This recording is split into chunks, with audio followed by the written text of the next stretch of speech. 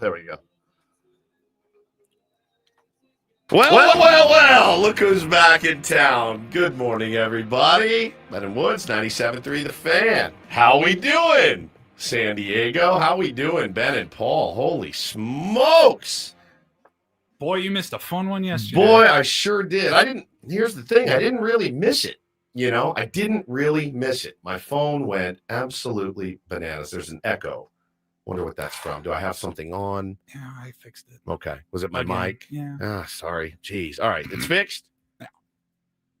Good morning, everyone. It's great to be back. I'm Woodsy. That's Paul Rindle, executive producer of the program. Good morning, Paulie. Hey, how are you? Doing fantastic. To my left is Ben R. Higgins, your friendly neighborhood sports anchor. Hi, Benjamin. Good morning and welcome back, sir. It's good to be back, man. I had not been in a great place mentally for the entire week. And a trip to Disneyland with your 5-year-old for his birthday could go one of two ways, right? It's like, man, I'm already not doing great. I'm already not feeling my best. And this is going to really put me over the edge. But I made a concerted effort to say, dude, it's your kid's birthday. Like, be into it, be present, be good, be patient. And I did. And I was. Now, he bailed me out, as I knew he would.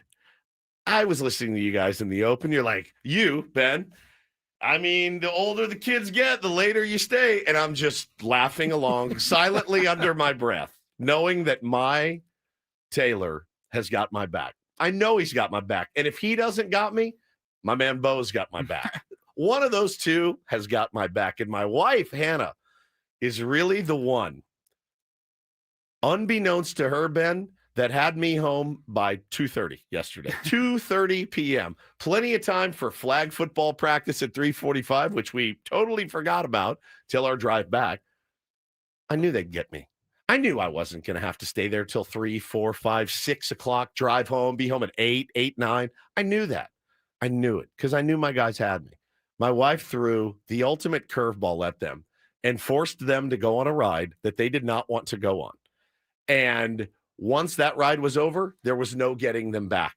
There was no getting them back. It was time to go. And it was, I don't even know what they call it anymore, but it was basically the Splash Mountain ride, which is low-key the scariest ride there. It's got 3 big drops. No seatbelt, by the way. It's the one ride you're in that log flume ride. Flume ride. There's no seatbelt. You have to go on a seatbelt for every goobery one that spins around and you're looking at some animals playing a banjo and blowing into a jug. Like that, you have to wear a seatbelt for that. On a log ride with a 50-foot drop, there is no seatbelt. But, Paulie, I am seated up for I'm like, I'm sitting in the spinning car like, oh my God, end this. That one, yeah, no problem. So Tiana's Bayou Adventure. Adventure. So they didn't want to get wet. They did not want to get wet. They just didn't want to get wet. And Hannah's like, we're going. And I'm like, yo, we're going to go. We're having a good time. I don't want to get wet. I'm like, look, if people come out, look at them. They're not even wet. We got soaked. And I mean, it's beyond soaked. Soaked. Bo got it the worst of anybody. I got it pretty bad. Taylor got it bad. Hannah she was in the front, just murdered with water. So we get out of there like drowned rats. And they're like, I want to go home. I want to go home. I'm looking at my watch. I'm like, it's noon. This is fantastic. I want to go home. It's my birthday. I go, okay, you call the shots. Let's get some lunch before. We pigeonholed ourselves into lunch. The area we were in the old New Orleans Square. Square. They're like, I'm starving. I want to go. I go, all right. So we go into some restaurant, and I'm like, oh, they're going to love these options. Gumbo, muffaletta. They're going to love this. I did see some mac and cheese on the menu, so I got each of them a mac and cheese. I got a shrimp po' boy. Po' boy! At Disneyland. So, dude, we sit there. They looked at their meal. They're like, this is disgusting. This is disgusting. So Taylor's cheese didn't suck, but his macaroni and cheese did. Every day my macaroni and cheese sucks. So, dude, 1 o'clock, they're ready to hit the road.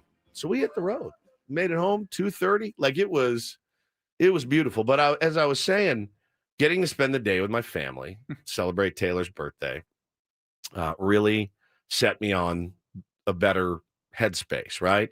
There's Taylor. If you're looking in the YouTube feed, there's Taylor, just miserable. This is Bo. I took a picture of him. He was sitting there sobbing. So I took a picture of him. He saw me take a picture of him. This is him getting out of his crouch to come and attack me. Is he about to bite you? He's about to come. He's about to come swoop. He's about to come. It's his Wolverine look. He was coming out to absolutely slay me, and he was pissed. I don't know.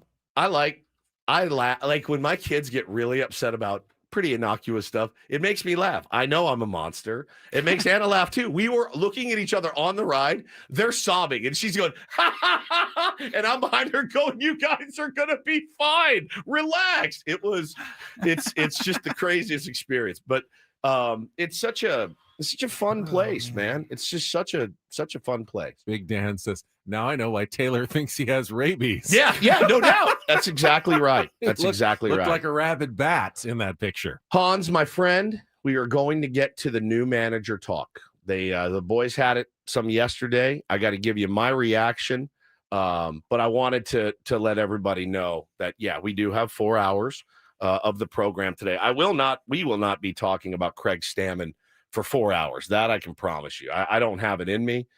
Nor is there much to talk about, really, at this point. Like, you guys broke the news yesterday. I was in my slot to get on Space Mountain. It was about 9:06, probably. Yep, and we had ridden a couple of rides. We had our beignets, and then we headed over to Space Mountain. And they gave us our slot, and we were waiting in our slot number 5 for Space Mountain. Best ride on the planet, by the way. Like, yes, best ride at Disneyland, not by far. Yeah, I agree. Incorrect, but that's fine. No, what's better than that? I like Thunder Mountain. I like Thunder Mountain too. Space Mountain's better. It's faster. It's scarier. It's too fast and too scary. It's too fast and too scary for you. That's why. But it is. Has it always been the same?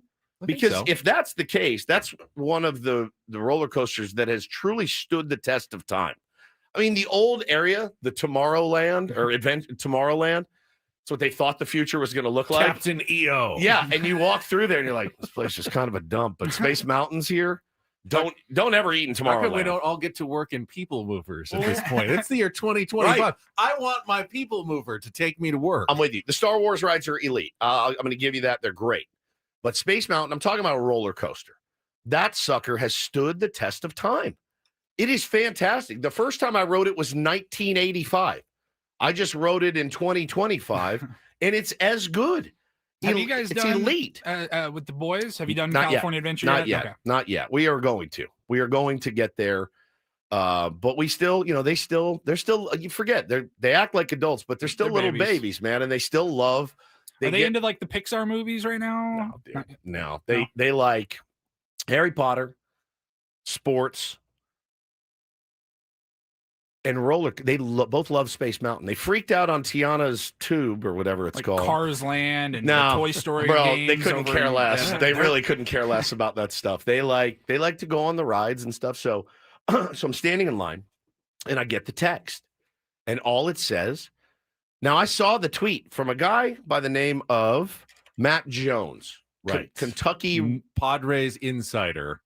Matt Jones, who actually broke the news. So I saw the tweet and I went, okay, whatever. Then I get the text from Paulie. It says, it's Stammen. And I wrote back, I'll give you my honest answer. I wrote no effing way. That was my initial reaction, was no way. Couple different reasons. A, hadn't even thought about it, which we'd said over and over. Ben was really hammering home the point. There's a mystery candidate that none of us know about. We all should have known about him because he's been in the org for a few years. And then my initial reaction was, no effing way. What happened? What happened with Albert? What happened with Ruben? What happened with all of the other guys? And then I go, oh my God, it's Craig Stammen? And I think I had the same reaction as a lot of people. It was really just, I was surprised. And I would say I was slightly like, oh, okay, all right. Like just one of those, like just didn't feel much. Wasn't extreme excitement, and it wasn't like maddening disappointment either. It was just like, oh, okay. And then as the day went on, I went, all right, makes a little sense. And the day goes on, and the day goes on. Now, I'm not in here this morning going, this is an elite hire, unbelievable way to think outside the box. Like, I don't feel that, but I'm also going, all right, well, let's see how he does. Let's see how he does. Haven't heard him speak yet to the media, at least from this capacity.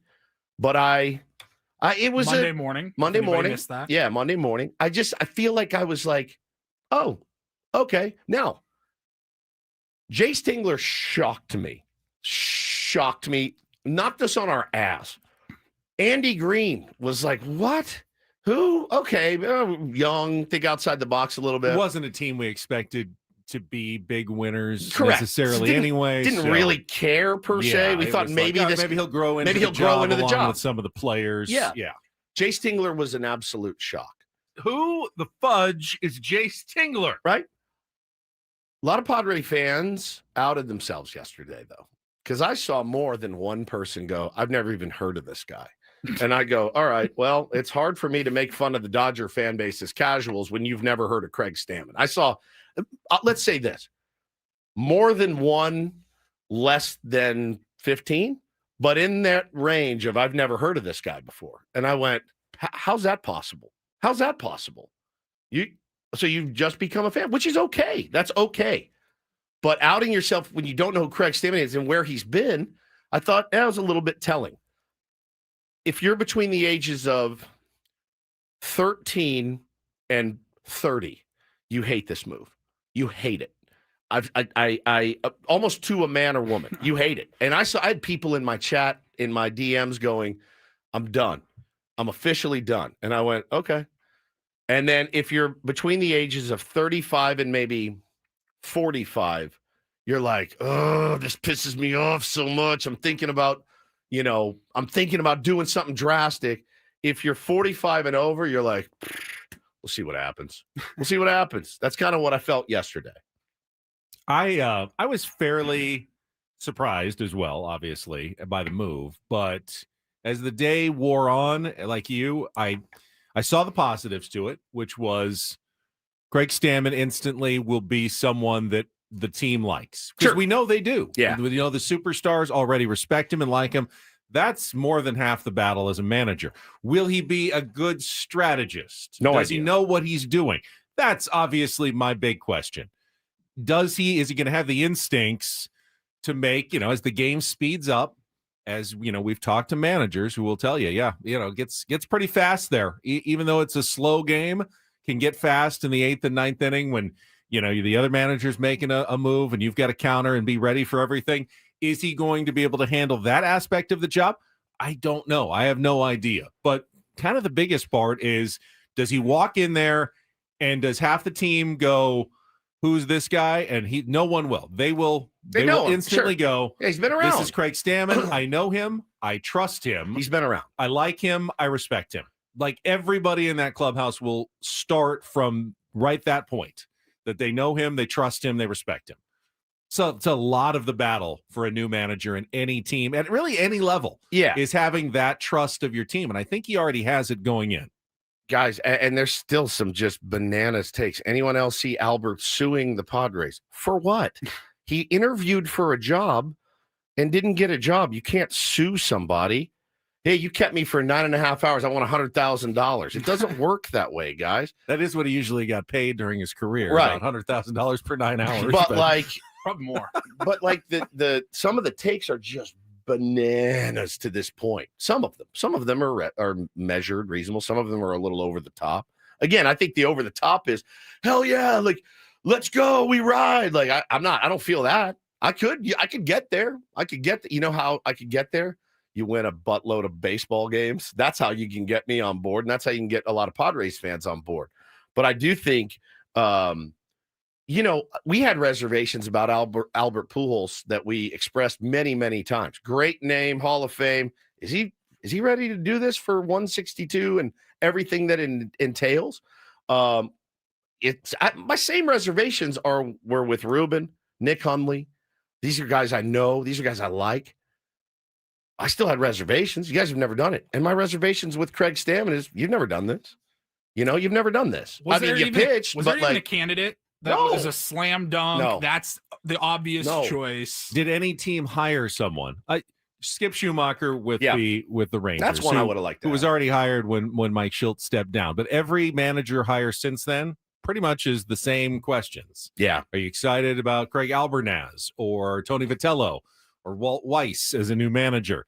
Derek Shelton. There's no one out there that was the slam dunk. Oh, you've got to get this guy. Joe Torre in his prime was not one of the candidates for managerial openings this offseason. Right. Just, you're not finding those guys right now. Speaking of Tony Vitello, he's got old friend Jace Tingler as his bench coach. I saw that the other day. Is that right? They were college roommates nice. at Missouri, and he called Jace, and now Jace will be the bench coach with the Giants. Yeah, I mean some of the reservations that I've seen, I'm not saying are not valid, right? I think some of the reservations that you have about Craig Stammen are absolutely valid. Per the people that know him, respect in the clubhouse is not something he's going to have a hard time garnering. And yes, that includes Manny and Tatis, which is already in our chat. Chalk it up on the bingo card. They love him. They love him. Joe Musgrove loves him. Now, Eric Hosmer also loves him. So I understand that reservation. I do. Teddy Leitner sent out an interesting tweet at about midnight talking about how many times he told Jesse Agler, this dude's going to be a manager one day. There's no question about it. He said he's got a ton of integrity. Like at the end of the day, he's a good human being, which is important, I think, for me, for sure. Very important. And I think that's great. Now, can you win baseball games? That's what it boils down to. Can you manage a bullpen? That's what it boils down to. How am I going to judge a dude with no track record on doing this until I get a track record? If he sucks at it, I'll be the first to tell you he sucks at this. He's not good at managing a bullpen. I will say that was always my biggest question mark. Managing a bullpen, hardest thing that a new manager has to do. Correct.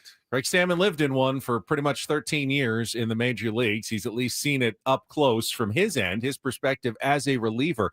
That's the thing. You don't see pitchers or relievers. He's the only former pitcher now who was a manager in Major League Baseball, and a relief pitcher to boot. That's unusual. That's definitely outside the box in terms of what sort of manager you're hiring. But if you're looking for someone who can manage a bullpen, maybe a former reliever isn't the worst idea. I mean, and at the end of the day, too, like Rocky says, coaching experience has to count for something. And as I understand, Stammen has none. Neither did Albert Pujols. Neither did Nick Hundley. And if those, these are the guys that we knew were up for the job. Don Mattingly had some. Ruben has no. I think they interviewed Brandon Hyde. I saw yesterday, former Orioles manager. He had some, but Ruben had no managerial experience as well. Obviously, he has coaching experience. But Stammen has I guess he was in player development and things like that. So he's been around the org. That was a plus for me. We can go through pros and cons. It was pretty wild to learn, like, he was literally on the other side of the table in the interview room. That came out after our show yesterday. That part was wild. And he's interviewing these guys with AJ and John and Eric and Josh and whoever else was there. And he goes, at some point, I've heard all the answers. Like, why don't I just do this? Yeah. I mean, look, again, the pros of Craig Stammen and the cons of Craig Stammen. I think it's hard to do. His cons aren't really any more than any other person that was up for the gig, right? Like, no managerial experience, right? He's got the big league chip that he can say, I know I've pitched in the big leagues for a long time. I know these guys. I've been around the organization. I think those are pros. Now, I did see the counterpoint of that. Great. So that means the philosophies inside the building won't change. I think that's valid. Well, AJ said he'll put his own tweak on it, but they were looking for someone who could carry on the good that they felt like Mike Shildt did the last couple of years. We knew there was a possibility, though, just by looking at the candidates. According to all the reports, it came down in the end to Ruben Niebla or Craig Stammen. Yeah. Those were the two final finalists. Albert Pujols was in the mix. Other guys were in the mix. But the final two decision, A or B, was Ruben Niebla or Craig Stammen. I would have been more than happy with Ruben Niebla. As what I have. As we said, that was kind of our number one pick from the start. Am I disappointed he didn't get the job? Well, now that I know he's going to remain in the organization, selfishly, I go, you get the best of both worlds. Now, you don't lose any of that Ruben Niebla experience. You still have the best pitching coach in baseball, and you have a manager that I believe the clubhouse is going to rally behind because I know they respect him and like him. And look, he's a good person, and he knows baseball. And I'm not going to sit in here and say I wasn't shocked. I was shocked. I was shocked. And my initial reaction was, what? This is after the big splashy names that we heard, this is what we went with. Oh, man. And that was my initial reaction. There was only one big splashy name. It was Albert Pujols. Yeah. It was Albert Pujols. Nobody else that was actually ever interviewed that we know of was big and splashy. I think the funniest part about all of it is, this one. Man, he's an AJ puppet, right? So my answer to that is, yeah, probably. You know who's not? Who doesn't serve at the pleasure of their president of baseball operations in Major League Baseball today? Can you name the best managers that don't serve at the pleasure of their, as Ben likes to say, their pobo? What manager? The shrimp pobo. The shrimp pobo. I can't even say it. Who doesn't serve at the pleasure of their general manager / POBO? I don't think Craig Stammen's going to have any more or less power than Mike Schilt did. Correct. I don't think so either. And I think Dave Roberts serves at the pleasure of Andrew Friedman. I think every one of these managers I think that's just the way the gig is now. You don't call the shots anymore. You're not Jim Leland. You're not Earl Weaver. Those days are gone. And I really think that every single manager is a yes man for the president of baseball operations and ownership. I think everyone. I think 30 for 30 in baseball. I really, really do. Who hires someone that is going to just overrule them every single time? Adam Klug. Adam Klug. That's the only one. He's the only guy I know that has hired someone that overrules him every time. He's the only one I know. Who could that be? He's the only guy I know. But who doesn't that? Who doesn't that? And yeah, look, Dan, you're right, dude. Old guys being faded out because they aren't yes men. Correct. You are so look at the guys that just got hired, man. Look at the proof is right there for you. It's an MLB thing, not a Padres thing. Does anybody think Tony Vitello is a yes man to Buster Posey? Yes, man. Yes, man. He's going to be in Buster's office. Is this right? Am I doing this right? Every day. Dave Roberts still with all those, the 2.5 World Series that he's won, Ben, he's still going to be whatever you say, Andrew. That's just how the game goes, man. It really, really is. And you can debate that all day if that's the right way or the wrong way to do it. But that's John Schneider, Rob Thompson, 100%. Aaron Boone, all of them. They all serve at the pleasure. They're all yes men. Of their po-boys. Pobos. They're pobos. They all serve at the pleasure. So we can keep talking about it, but excited about this next segment. There is one thing that is going to massively annoy me about the hiring of Craig Stammen. I'll tell you what it is. And then coming up at 6:45 in 20 minutes, we will be joined by the man himself, the Padres insider to end all Padres insiders. For real. Biggest news he's the broken man in forever. Who broke the story yesterday about Craig Stammen as manager. Yes, Kentucky sports radio host Matt Jones is going to join us coming up at 6:45 with maybe the story of how he got the story, the big story that none of us got before some guy in Kentucky got it about 5 minutes before the Padres announced it. That is coming up next. We'll set the menu for the program. It's good to have Woodsy back. It is a Friday. Tier 1's glad to have you with us on San Diego's #1 sports station, 97.3 The Fan. Let's get some traffic with Sue Aller in for Kelly Danick today.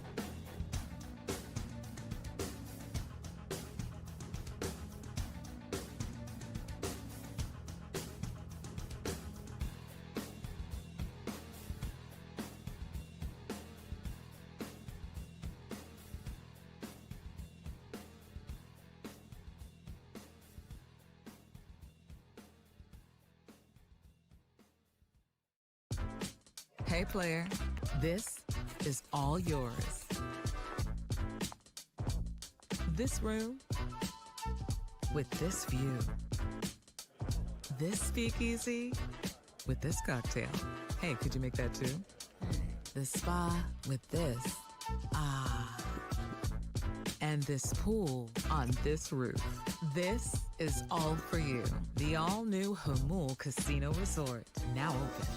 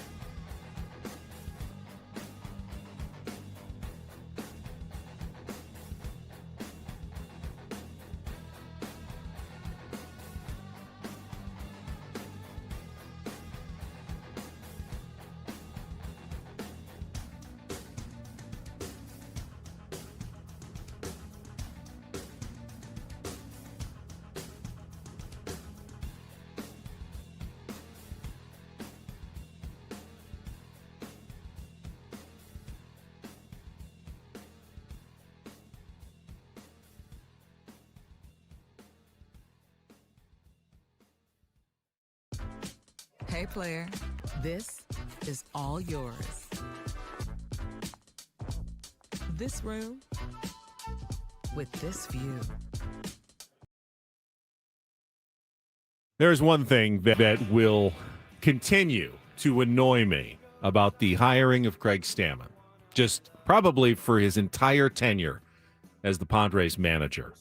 Get to that in a second. First, welcome back. It's Ben and Woods on a Friday morning. Got a lot coming up on the program today. As I mentioned, in about 10 minutes or so, Matt Jones, who broke this news and stunned us all yesterday with his tweet admitting, I don't know who Craig Stammen is. I don't follow the San Diego Padres, but I just got word that he's the new manager. Sounds like some of the Padres fans I ran across. Random yesterday. person just texted me. Craig Stammen is the new Padres manager. So I'm going to break that, even though I don't know who that is. You were absolutely right, Matt Jones. He nailed it.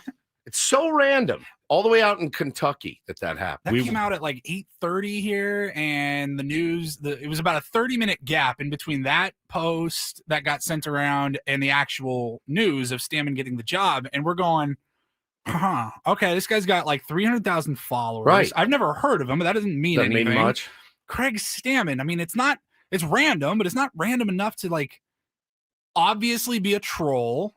And if you start thinking about it, if that was Jeff Passan instead of Matt Jones, you're like, I guess I could see that. Maybe he's in the system. And then it actually happened. Well, I'm going to press him. I want to know who the hitting coach is going to be. I want to know which free agents they're going to be targeting this offseason. We don't need Dennis Lynn or AJ Cassavell now. We have Matt Jones as our new insider. He's going to join us coming up in less than 10 minutes. Coming up in our 7 o'clock hour, Darren Smith will be with us, his regular Friday feature. We got the decisive playoff game for SDFC coming up on Sunday. Winner take all. This is it. Season's on the line against Portland at Snapdragon Stadium on Sunday night. Darren will join us, and of course, he'll share his thoughts on the Craig Stammen hiring as well. In our 8 o'clock hour, get more managerial talk with our Padres smorgasbord, maybe even open up the phones. It says, do we dare open up the phone lines on my rundown? Paulie, I don't think has decided whether or not that's going to happen. But we have our regular features as well. Don't do this. Take on Woods. We have our biggest fan announcement coming up at 9 o'clock this morning. Remember, if you hear your name called, you have a chance to qualify for our grand prize drawing, night in the Odyssey Suite at a Padres game next season. 20 tickets for you and your friends. And because, well, on me, we were going to give away some Aztecs basketball tickets yesterday in our 9 o'clock hour, and I got a bit distracted by breaking news. We never gave them away, so we're going to do that coming up in the first half of the program today. Chance to win tickets for Sunday afternoon's game against Idaho State. Looks like Reese Dixon Waters will be back.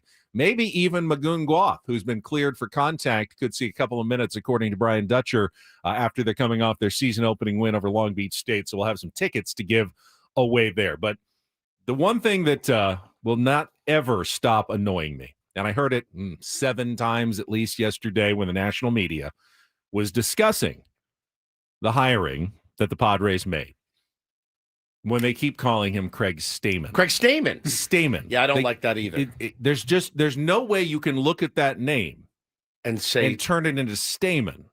It's double M. It's Stammen. Craig Stammen. But everyone, I mean, like at least 40% of people that I heard yesterday call him Craig Stammen. All right, how about when he's good, it's Craig Stammen, and when he's bad, it's Craig Stammen. Makes a bad decision. Yeah, Craig Stammen showed up last night. Why'd you bunt there, Stammen? My first question to him. I have 2 questions for him. One, will you wear your socks high? Yeah. Like you did when you played. He wore the high socks. As a manager, it looks weird. Don't you think? A little bit. Yeah. So will you have to now wear long pants? Very important, hard-hitting stuff. I get it. Number 2, you have 11 or 13 sacrifice bunts in your career. Can you promise me fewer than 11 or 13 sacrifice bunts next year? If you can. I looked that up as well. I'll get your jersey. I'll buy a manager's jersey. I don't want that. I want him to let these dudes eat this year. That's what I want. I want him to, and here's the other thing. The one thing that I think could save our fan base from losing, like the reaction yesterday was feverishly nuts for the most part. The one thing that could bring you back, in my opinion, is somebody with a different philosophy, cutting edge technology, a hitting coach, somebody that can come in and go, oh crap. Now, if you want to take a chance on somebody, of course you're going to look to copycat what's just happened in the World Series. You're going to look to a guy like David Popkins, who's already there in Toronto, but somebody of that ilk, if you could get somebody like that, that's a different story. I think you let him handle the hitters. You let Craig handle the clubhouse and the day-to-day and the media and all of that, the lineup, whatever, the pitchers, along with Ruben and Fritzy. Now you're cooking. Because your hitting coach is gone. Your manager that was really, really loved the sacrifice bunt and rewarding his players for sacrificing in weird situations, he's gone. change the philosophy a little bit. And I asked AJ Preller. I don't think AJ Preller's philosophy is, no, we want to sacrifice more and play a lot of small ball. AJ's philosophy is, I need you guys to go win baseball games. That's pretty much the general manager's philosophy all the time. How you guys choose to do it, I don't care. Win us games. And so the manager's going to have some input on that, but the hitting coach is really going to be able to work with changing some philosophies of Manny, Tatis, Merrill, Xander, guys like that.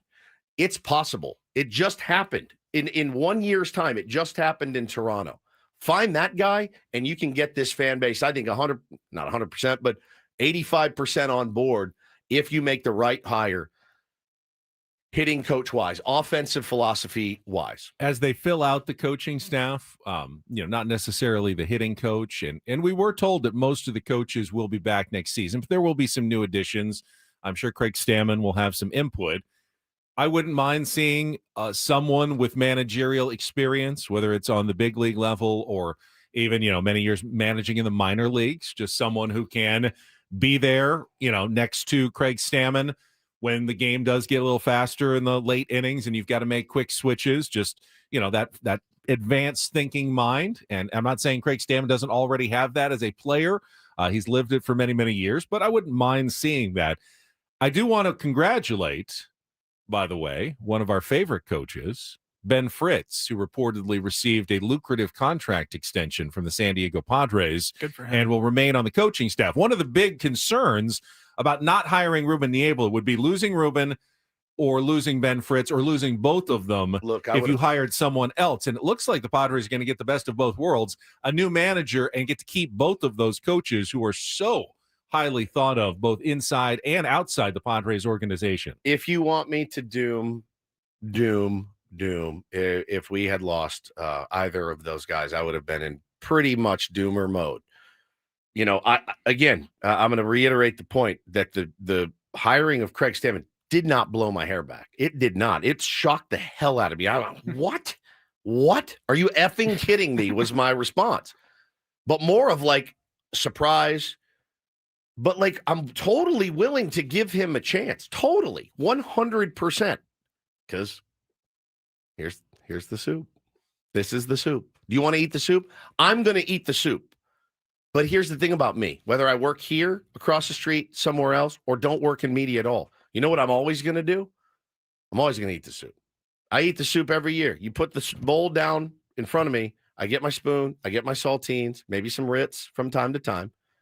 And I eat the soup because I love baseball. I love baseball. I love the Padres. So I want them to do well. Again, what is it that people dislike about Craig Stammen? I don't totally understand it. Is it his lack of experience? Because maybe. Then you would have been mad if they hired Albert Pujols just equally. Would there be I don't know. Would there be an uproar today, an outrage if they had hired Albert Pujols? How could you hire someone who hasn't done this before? It's super duper splashy. And Craig Stammen is the antithesis of splashy. Other than the splashiness, I like Craig Stammen a lot more about Craig Stammen than I do necessarily what Albert Pujols was going to bring to the table. That's a long one. It's a long one. It's a long one. Let's check traffic when we come back. How did this story get broken half a continent away by someone who doesn't even cover baseball and has no idea who Craig Stammen is? Matt Jones, Kentucky sports radio guy, is going to join us to wrap up our hour coming up next here on 97.3 The Fan. From the 855 Get Ross Traffic Center, protecting San Diego after accidents or injury. This traffic report is brought to you by Robert Half. You got a stall on the southbound side of the 15 at Vio Rancho Parkway. It's in the middle lane, and on the northbound side at Carmel Mountain Road, there's some debris. It's wood, fell off of a truck, and it's blocking the right lane. At Robert Half, we found that 67% of companies want to increase contract talent. That's why our recruiters, expertise, and award-winning AI work quickly to find the candidates you want. At Robert Half, we know talent. Visit roberthalf.com/talent today. I'm Sue Aller, Ben & Woods, San Diego's #1 sports station, 97.3 The Fan. And joining us live right now on our David P. Shapiro fan hotline is legendary Padres insider Matt Jones. Kentucky Sports Radio, I believe. Honestly, Matt, I'm sorry, I don't know your entire bio, but welcome to the Ben & Woods Show here in San Diego. We're delighted to have you. Well, first of all, I listen to you all on podcasts. yesterday trying to figure out my bio in real time, which I actually enjoyed. Nothing like hearing two strangers sort of try to digest who you are on radio. I really enjoyed it. And you guys were, I was trying to think if I was in a similar situation with you all and some random dude in San Diego broke Kentucky Scoop, we would have done what you did. Yeah. We probably would have been meaner than you all were. So I actually give you credit for relative kindness.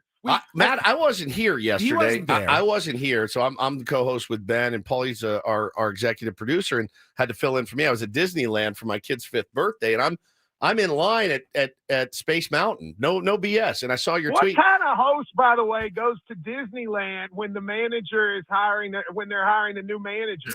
Come on now. This I know a month-long process. But bro, all right. I got a wife I have to answer to, Matt. She's much more attractive than me. So I have to do as I'm told sometimes. And frankly, I needed it, and I was ready to go celebrate with my son, but I'm in line. I see the tweet and I go, who's this? Who's Matt Jones? And you can be honest. You said, who is this joker that is putting stuff out? He's wearing a cowboy hat in his picture. I love you. I would have done You're the handsome. same You're a thing. handsome dude. I saw the picture. I mean, this guy's a sharp guy. You got way more Twitter followers than we do. I said, holy smokes. But so you're sitting where? At work? You get a text. You're like, what?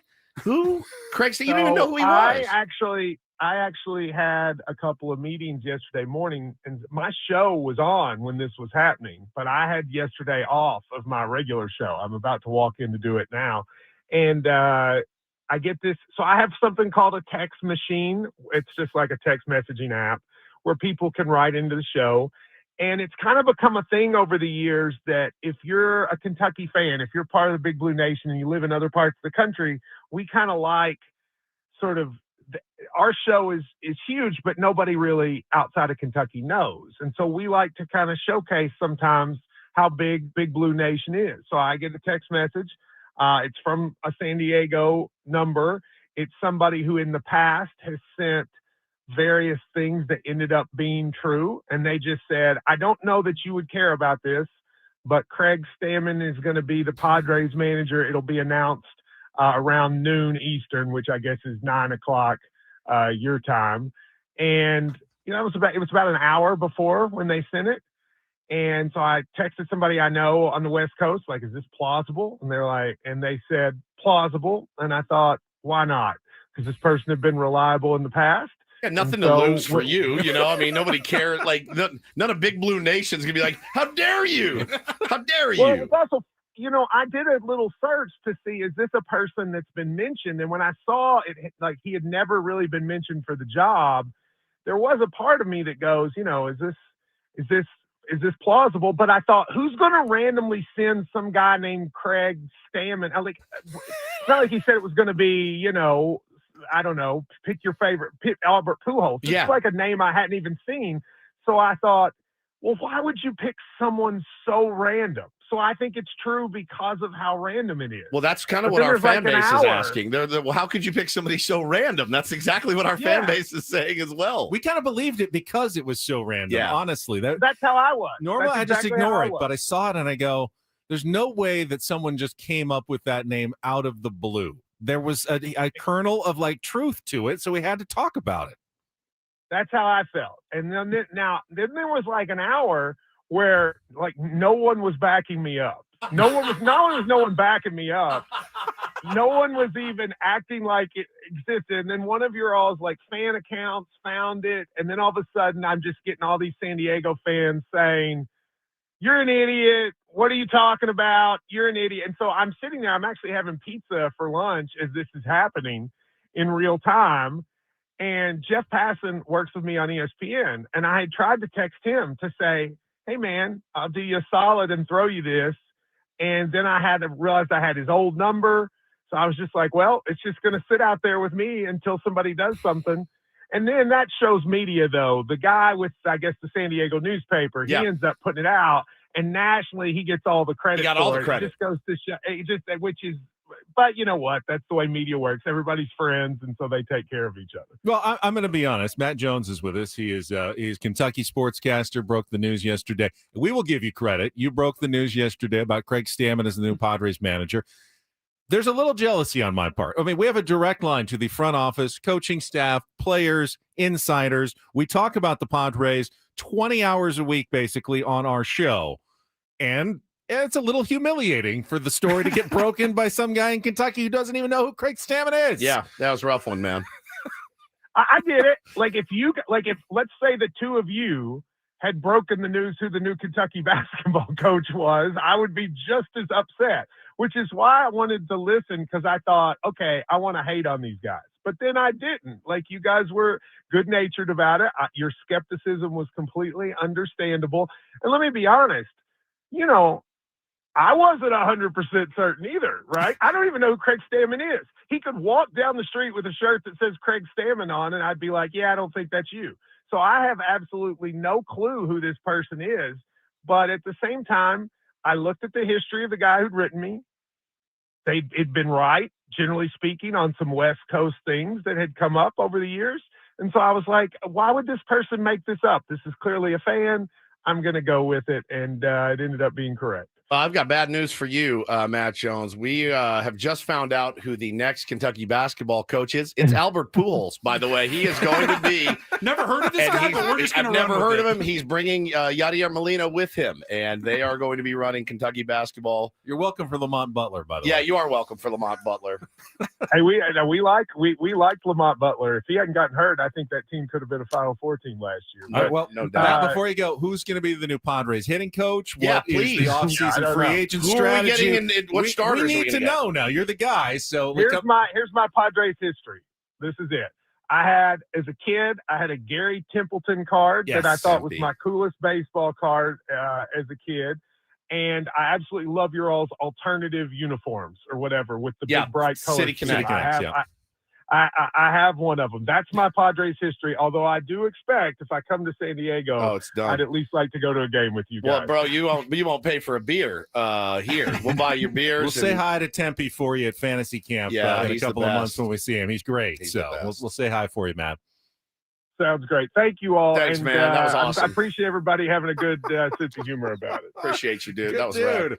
Matt Jones, Kentucky Sports Radio, with us on our David P. Shapiro fan hotline.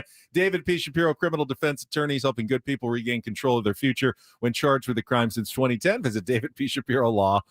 I loved every second of that. He was awesome. He just has his text line on the show. This was like a listener. Yeah. Not even like not like text to his phone. It's crazy, man. Crazy. Huh. It's a cool story. I'm glad we were able to get him on. Sounds like a great guy. I would like to listen to him. I mean, we always feel like, man, living in San Diego, we don't have a ton to talk about. Kentucky. I mean, there's basketball there is religion. So Kentucky basketball, is his whole show just talking Kentucky basketball? Probably football too, and other Kentucky sports. Other Kentucky sports. Yeah. He sounds like a really talented guy. Really talented guy. Very good broadcaster. And the irony is there are great insiders like Jeff Passan who are working texts all the time. A lot of news ends up getting broken kind of randomly. Like you just happen to be in the right place at the right time when someone told you something. And that is how it happens occasionally. So that was a fun interview. All right, we'll come back. Hour number 2. We have more Padres news on the way. Including some good news for Manny Machado yesterday. Plus, Don't Do This. And Darren Smith going to be joining us. Stay tuned. Ben Woods back with more on a Friday on San Diego's #1 sports station, 97.3 The Fan.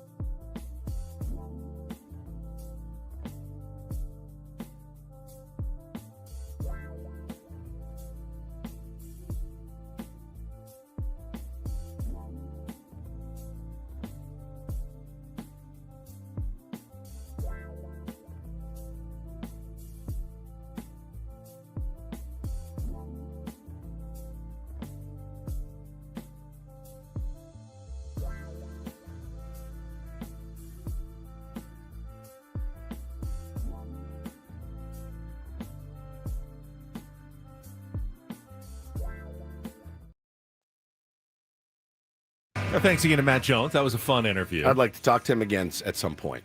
Jeremy in our chat says, I think I'm the one person. I listen to both Ben and Woods and Kentucky Sports Radio every day. Worlds collide right there. Yeah, I know Jeremy. I played golf with him. He's fantastic, dude. That's so good. He said his best shows are when they talk non-sports, random life topics, a little Seinfeld, Larry David-ish. Sounds very, very familiar.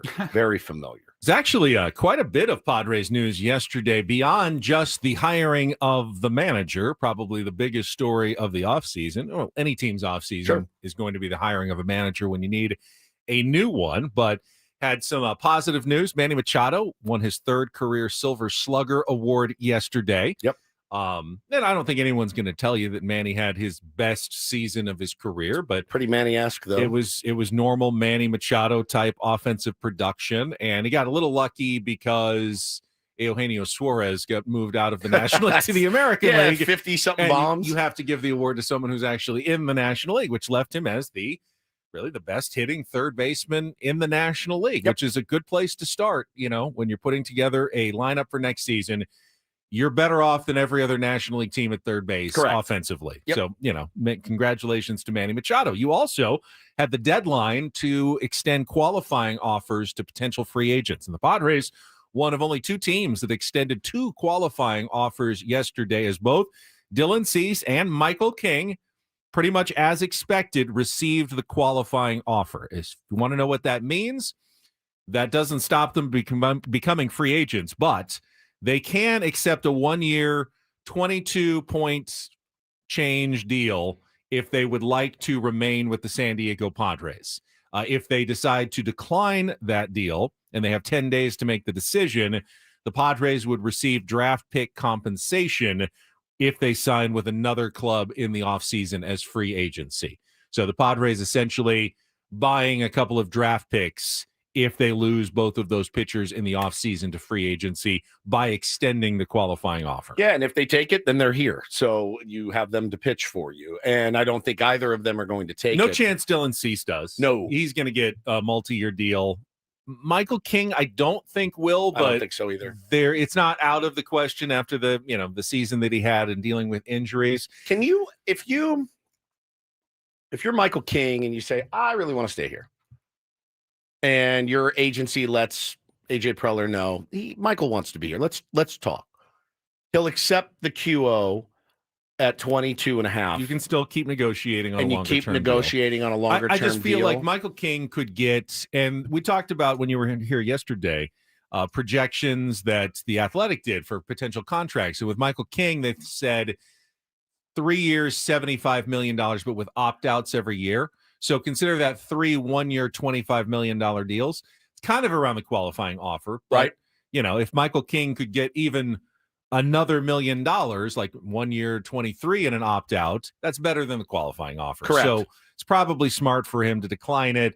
And if he wants to stay with the Padres, he can say, yeah, give me a deal, but let's have an opt-out after the first season to see how it goes, because I might want to hit free agency again in 1 year. Because if he comes back healthy and has the type of season that we know Michael King is capable of having, a Cy Young candidate season, he could make huge money next year. So he might not want to sign something that locks him in for too long, but he also would probably want a little bit of security, knowing you don't get to be a free agent every day in Major League Baseball, and you want to take advantage of that opportunity. I thought the most interesting qualifying offer yesterday was extended by the New York Yankees to Trent Grisham for $22.5 million. I didn't think that I suspected it may happen, and I'm not surprised that they offered it to him after the year that he had. But if you had told me 5 years ago, Trent Grisham will have the opportunity to make $22.5 million in one season, I would have said, wow, all right, I must have unlocked something. You have to take that if you're him. Yes. I don't think you have to. I don't know that you're getting an average annual value of $22 million in free agency, but you could get some stability. If someone offered you 3 or 4 years year at deal, $54 million, which is less than $22 million a year, but you're guaranteed 54, you take the 22, you have a bad season, you're done. You may be offered, $4 million next year, and you go, oh, I should have just cashed in with the longer term deal when I had a chance. So you may reject it if you're Trent Grisham and go for if you had Trent longer Grisham's term career, security. Would you bet on yourself again? I don't know that I would. Bro, I'm taking the 22, and I'm going to be the happiest kid alive. Trent doesn't seem to lack for confidence. That's true. He may think, yeah, I'm going to do it again. I'll do the 22, and then I'll have another great season, and I'll hit free agency. I don't believe they can extend it to you twice in a row. So then he'd be a free and clear free agent next year if he did that. People do understand how this business works, though. I like to think. But Tryhouse in the chat says, King saw enough of this soap opera. He fled like Schilt. He didn't flee. He made a business decision that he's earned, right? You earn the right to get to free agency. And that's what baseball. He hasn't been offered any. He hasn't been offered a contract. That's he doesn't it. even have the choice to stay. Right. He does not have the choice to stay. It's up to the Padres to offer him a deal. Mike Schilt, yes, absolutely, left. So I think that's just how. Bieber was a real surprise that he picked up his option. He left some years and some money on the table, but who's to say what matters to one player?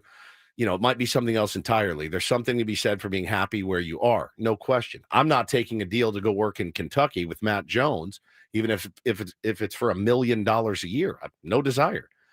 This is where I want to be. So that's the Shane Bieber mode. But like he guy loves Toronto. He's happy to be there. So I don't know, man. He also has some proving to do. Yeah, sure. He pitched pretty well in the postseason, but he was only back for like a month or so at the end of the year. Yeah. He may feel like, hey, I do a full season, show that I'm back healthy. I can get a much bigger deal in 1 year than I do this year. So. It's funny, man, when I'm seeing these projections of Dylan Cease come out, and I told everybody all year long, everyone thinks this guy's going to be signing for $6 million a year next year. It's not happening. 6 years, 174 was the Tim Britton athletic projection we talked about yesterday. That's $30 million a year. It's exactly what I said. Everyone said he's going. Nobody's going to give that guy that kind of money. Somebody will. The Chicago Cubs might. The Boston Red Sox might. The New York Yankees might. It's tough with free agency because we all think, I wouldn't do that. And you might be right. 28 teams, 29 teams might not do that. Yeah. But all he needs is for one team. One team. To offer him It's that. usually us. We're usually the one. And he gets So you're not wrong when you think, that seems way too much. I don't think my team would even come close to offering him that. You're probably right. But that's not what they were saying. Nobody was saying that the Padres won't offer. They're saying he's going to be pitching for $5 to $6 million a year for the rest of his career. Which is nuts. Which is insane. Because he doesn't need 7 teams bidding on him. No. He needs one team to need pitching badly enough and believe in him that he is going to get an offer like that. I mean, that's how free agency works. And even Michael King, I mean, you saw that projection. That's a guy coming off of, a really bad year with a lot of injuries. Let me put it another way. He's still going to get paid. Let me put it another way. Is there any team that wouldn't want Dylan Cease pitching for them? If he could pitch for free, right? Every single team would want him. So there is demand for Dylan Cease this offseason. Now it's just a matter of how high it gets. Not every player has that level of demand. There are players who hit free agency and a guy goes, wouldn't touch that guy with a 10-foot pole. I don't care. I don't care if he wanted to play for free. I have no interest in him on my team. Every single one of the 30 Major League Baseball teams would happily have Dylan Cease in their pitching rotation. Every one of them. So that means he will have plenty of offers, which will continue to bump up the offers until it probably gets somewhere around that level of 6 years. $174 million. He's not pitching for $12-15 million next year. He's just not. He's not. He never was. Even as bad as it was, as inconsistent as it was, you look at the end of the year, oh, cool, 180 innings and 200 strikeouts. Those guys don't grow on trees, stays healthy. Like, there's a team that's going to go, yeah, man, he is a one afternoon in the lab tweak away. Why we couldn't get it figured out until it was too late. I'm sure that Dylan Cease kept Ruben Niebla up at night. I'm sure he did, because Ruben has been able to unlock some things in a lot of guys. And with Dylan, I think it's between the years, really. Like, honestly, like he has the stuff to be one of the most elite starters. And, I'm sure he kept Ruben up at night going, why can't he figure this out? I'm curious what you thought. We talked about the other projections for Padres free agents. Ryan O'Hearn, 2 years, $36 million. 18 mil for probably a platoon type player. I don't know. I love Ryan O'Hearn. I love him. Paulie and I were both tentative yeses if they could bring him back or somewhere around that money. If you said 2 years at 18, I'm sold. I'm sold. Twice as much as as much as that. I I love him. I love his ABs. I love his mentality. I said yesterday, can you get better for less? I don't know. I don't know either. I don't know either. That's a lot of dough, man. 2 years, $30 million for Luis Arraez. No, absolutely. What excites me is the number 2. What I don't need is 10 years, 180 for Rhino. You know what I mean? Like, I think we've got to be judicious about any more long-term contracts because we've been locked in to a few that are going to hurt. They're going to hurt. When you hear those kind of numbers for players like Ryan O'Hearn and Luis Arraez, you also understand that the Padres yesterday already locked in what may be the biggest bargain of the entire offseason. No question. When they picked up the $6 million contract option on Ramon Laureano. Thank God who was for that. The team leader in OPS last year and figures to be a much more integral part of the offense, hitting a lot higher than 7th in new manager Craig Stammen, if you're listening's lineup, will not have Ramon Laureano batting 7th next year. Yeah. I hope. I think. I believe. I mean, you want to endear yourself to the fan base, bat your guy with the highest OPS above 7th. And bat your guy with like your lowest OPS. That's asking too much. Don't bat him 2nd. Be willing to change. Be willing to move things But around. You think about that, and that's why AJ Preller was willing to give so much in that trade to the Baltimore Orioles, because you had that extra year. You had the option for what is looking like the biggest bargain of the offseason in Major League Baseball in another year of Ramon Laureano next year, which is fantastic. Really, really terrific place for the Padres to start offensively. No question. That was an easy decision for the Padres management to make yesterday. It will be interesting to see what ponds AJ Preller casts his line into as far as free agents, trades, things like that. I mean, again, you got to have guys to trade. The farm system is depleted. He is actively working on filling that thing up again. I don't know what to expect. I don't know what to expect about Craig Stammen. I don't know what to expect from the San Diego Padres, but I like our chances. I like our chances of having a better looking roster on opening day of 26 than it looked on opening day of 25. That I will die on that hill. It's going to look better. Yes. I mean, it already does. Lineup for sure. Pitching. Well, there was a lot of hope last year, right? With the pitching that you had that was healthy. Did Kyle Hart in your rotation to start the year? You really did. Too, so. Yeah, you really did. And but there's hope. There's more hope with the lineup certainly than last year. Was brutal. I was brutal. That was a brutal first few months of the season. I mean, really, really tough. And you tried everybody. You tried everybody out in left field that you could potentially put out there, and it just didn't click. So got to stay healthy. It's paramount that the biggest stars on the team stay healthy, stay on the field, and they need to produce. They need to all produce more than they did this year. Finally, today is the day that the Rawlings people will announce the Platinum Glove winners in the National and American League. So Fernando Tatis Jr., who won in 2023, one of the nominees by virtue of his Gold Glove from last week. I'm not sure what time that happens today, but look for that announcement at some point later today.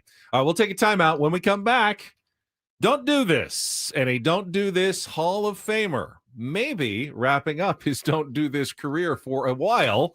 We'll get you updated on that story coming up. Your opening day lineup had, Yuli Gurriel as your DH. Yep. You had Brandon Lockridge in left. Yep. And then Jason Hayward had a pinch hit appearance for Elias Diaz, who got the start behind the dish. Yeah, man, it already looks better. It's already better than it was last year. Already. Yeah. All right, we'll be back with Don't Do This coming up next on San Diego's #1 sports station, 97.3 The Fan. Well, quickly, gang, I wanted to tell you about QC Kinetics. So a lot of people at Disneyland yesterday walking around that I thought, man, you look like you are in a serious amount of pain, kind of limping around. And QC Kinetics can help those people, man. If it's trouble, it's in your joints, your knees, things like that. Your knees, your back, your hips, your shoulders. For me, it was my wrists. Give them a call today. At QC Kinetics, they tap into your body's own regenerative power using natural healing factors that help restore and repair damaged tissue, reduce inflammation, and relieve pain at its source. Imagine being able to walk around pain-free. Imagine swinging the golf clubs again, hiking that trail, all of those things, getting back in the water or on your bike. That's the freedom that QC Kinetics helps people rediscover every single day. Don't just mask the pain. Let QC Kinetics regain what pain took away. I am just so grateful for what they've done for me. This Veterans Day, QC Kinetics giving back to our heroes. Veterans getting $500 off their treatment. And for every non-veteran who starts care, QC Kinetics will donate $500 to the Wounded Warrior Project. Great time to book your free consultation with Dr. Jackson and his staff. Call QC Kinetics today, 619-614-PAIN, 619-614-PAIN. Once again, 619-614-PAIN.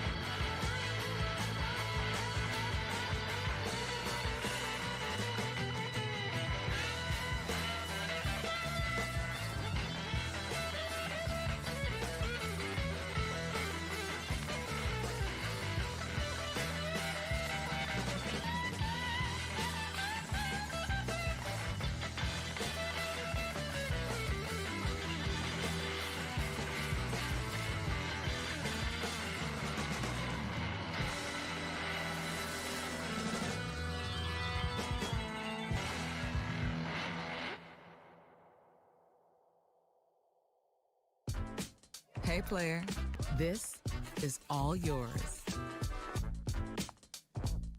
This room with this view. This speakeasy with this cocktail. Hey, could you make that too? The spa with this. Ah. And this pool on this roof.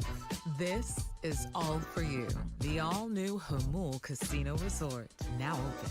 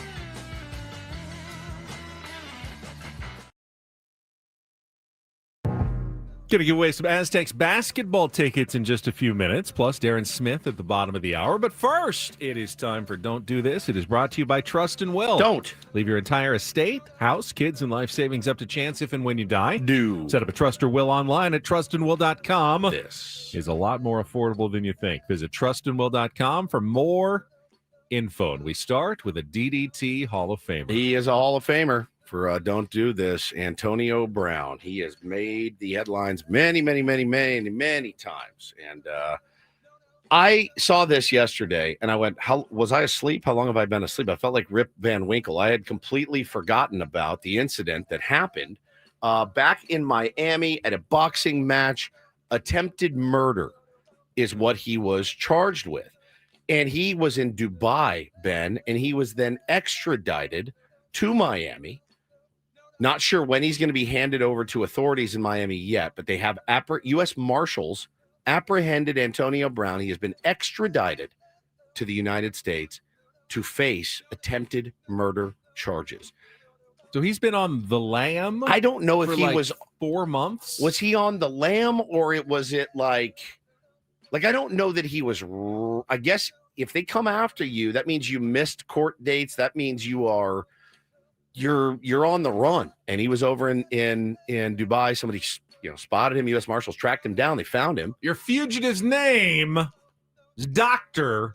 Richard Kimball. Can you bring down the audio in the back of the bell? I just want to hear what the guy says. Oh, no. Here he is. He's in Dubai. So, dude, pretty nuts. He was overseas when the warrant was issued. Brown's attorney was able to get a $10,000 bond, which also included house arrest. He remained overseas, did not return to South Florida despite the arrangement. So he was active on social media, posted an Instagram story of where he was, and that's how they got him. So it is pretty heavy. Not sure what's going to happen to Antonio Brown, but he's facing attempted murder charges. So I'd say that's pretty big. Don't do feel this. Like I want to see the reality show of Antonio Brown on the lam, like running from the cops. Do we retire him from Don't Do This now? I think it depends on what happens in court. I don't know. About 50 incidents already that we thought, all right, this is it for Antonio Brown. This is it. We won't hear from him again. Super Teflon. And yet we keep hearing from him. He's not in the Hall of Fame. The Hall of Fame's named after him. Yeah. For Don't Do This. No question, man. He's been on there a ton. Didn't actually get time for this story yesterday with all our breaking news. And I don't know if it's a Don't Do This or just a sad story, but Miami Heat coach Eric Spoelstra returned from a road trip with his team late Wednesday night, only to find his house completely engulfed in flames. Fairly new house. He had moved in 2023 in Coral Gables, Florida. Massive second alarm fire with multiple fire units responding. I can't even imagine how horrifying that scene see the pictures would man? be. Yeah, the house was just gutted.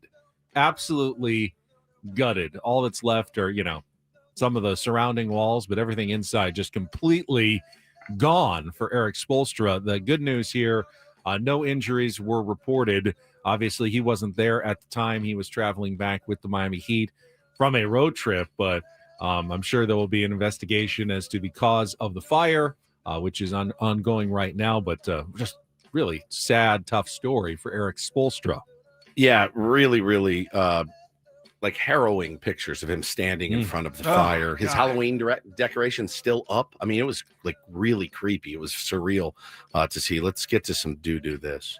DD Mega Doo. Thought this was really beautiful from Nebraska head football coach Matt Rule yesterday. Was talking about, I know you guys talked about on the show, the death by suicide of Marshawn Nealon, the Dallas Cowboys.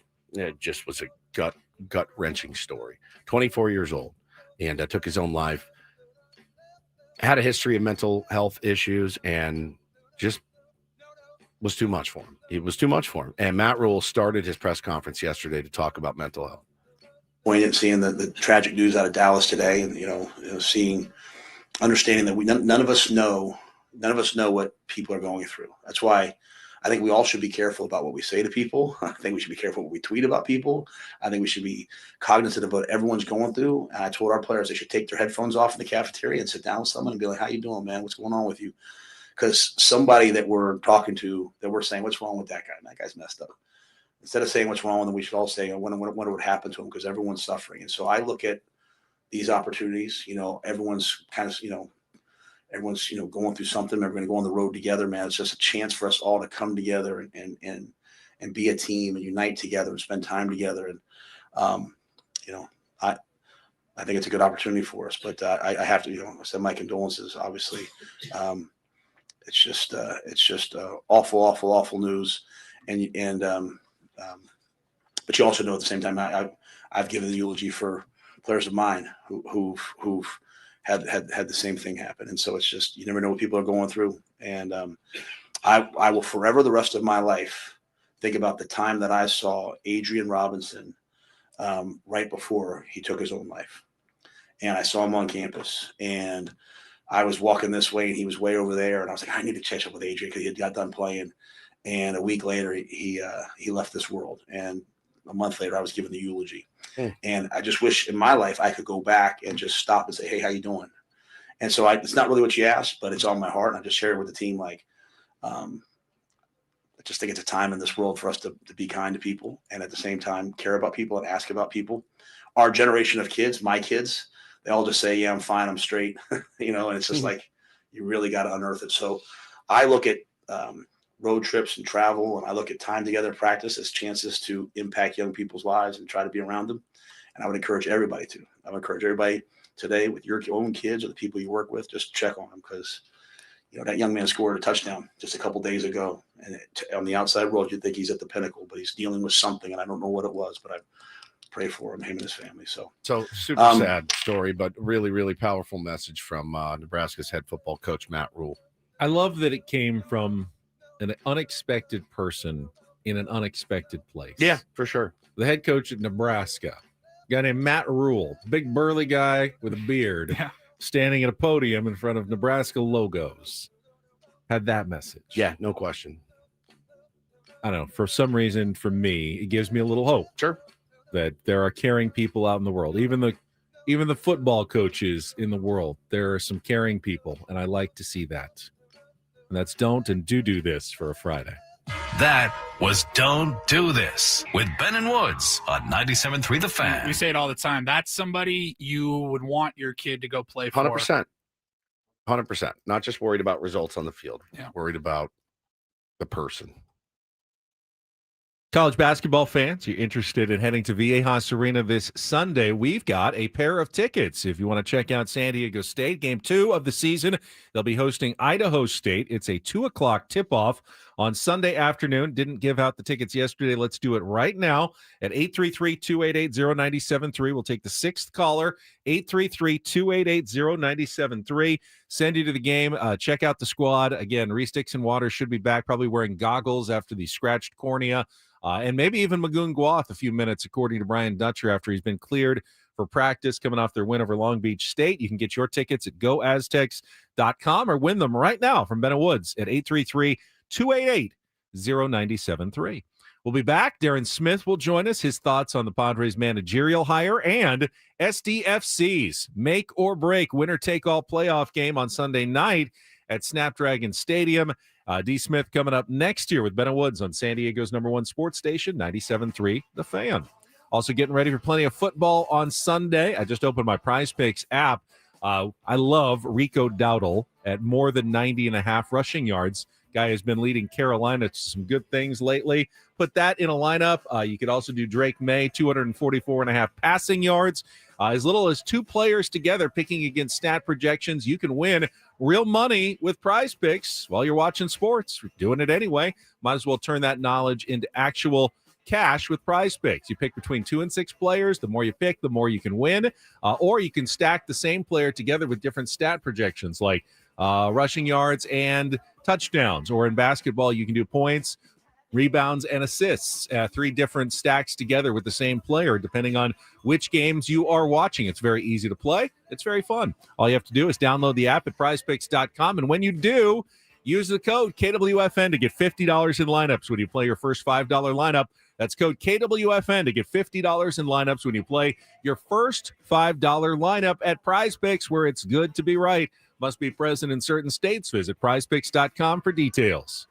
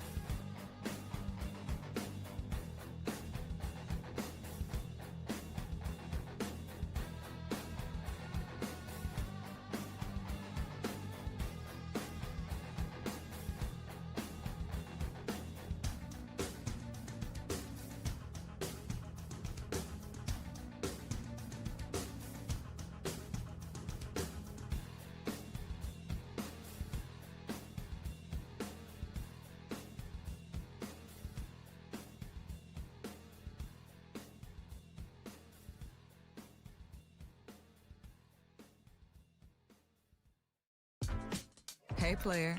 This is all yours. This room with this view. This speakeasy with this cocktail. Hey, could you make that too? The spa with this. Ah. And this pool on this roof. This is all for you. The all-new Hamul Casino Resort. Now open.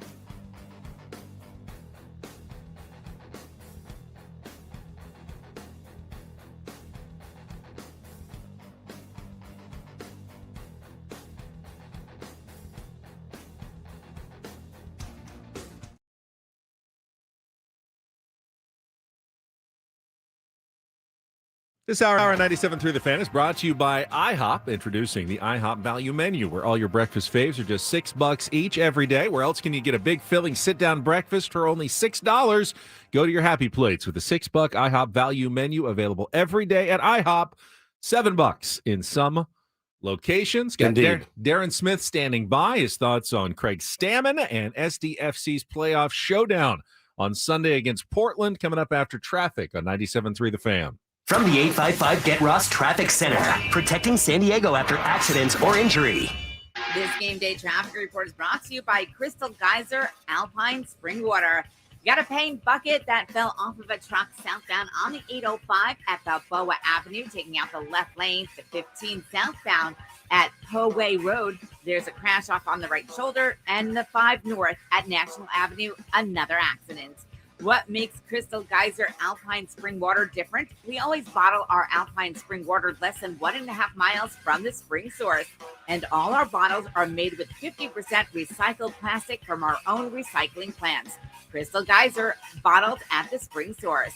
I'm Sue Aller with Ben and Wood, San Diego's #1 sports station, 97.3 The Fan. Poway, by the way. Thank you very much, Sue. Sue tries. She's filling in for Kelly. You know, sometimes the Sunday traffic reporter has to come in. But yeah, that was Poway Road, I believe we just heard. Darren Smith is joining us here on 97.3 The Fan. Good Friday morning to you, Darren. Oh, go ahead and unmute yourself there, Darren. Go ahead and unmute yourself there, Darren. Darren's muted. Hi, Darren. Sorry. There he goes. Hey. Woods doesn't mute himself. Darren does mute himself. Yes. It's always a problem. You're good now. Okay. Hi, buddy. Good? Good morning. How you doing? Yeah. All right. Good. Hey, remember that clip we used to have of Jerry Coleman saying, talking about Randy Jones and calling him the little guy from Poway? Poway. Now, I had a great aunt who lived in Poway for 90 years, and she called it Poway too. I think the old school people sometimes called it Poway. I think that's right, because I remember playing that clip and thinking, what was that all about? And Randy said, yeah, when I lived there, that's what that's how everybody called it. Everybody called it Poway. So, but no one called it Poway. Poway. I had a po' boy yesterday at Disneyland. No, I don't even know how to say it. I know. I think in my head, how do you even say it? I know. Poway? Well, I listen, I don't like to bring back old stuff, Darren, but I remember last week we talked to you and I said, hey, we got to wrap this up in Portland. You said, well, wait, I'd like to get another game check out of this whole deal. Well, your wish came true, and here we go. Game 7, essentially, game 3 and for SDFC. But you're going to get that check, but you're going to be biting your fingernails to get it, dude. Already am. I know. They're already gone. I know. It's like the first thing I think about every day when I wake up now. Like, oh man, this game. But it's exciting. and I've been around it a little bit this week. I went out there and talked to them, and we'll be out there a little bit later. And I think the approach is great. It's one of those sort of mind games that, well, I'm sure we'll talk about when it comes to the role of coaching.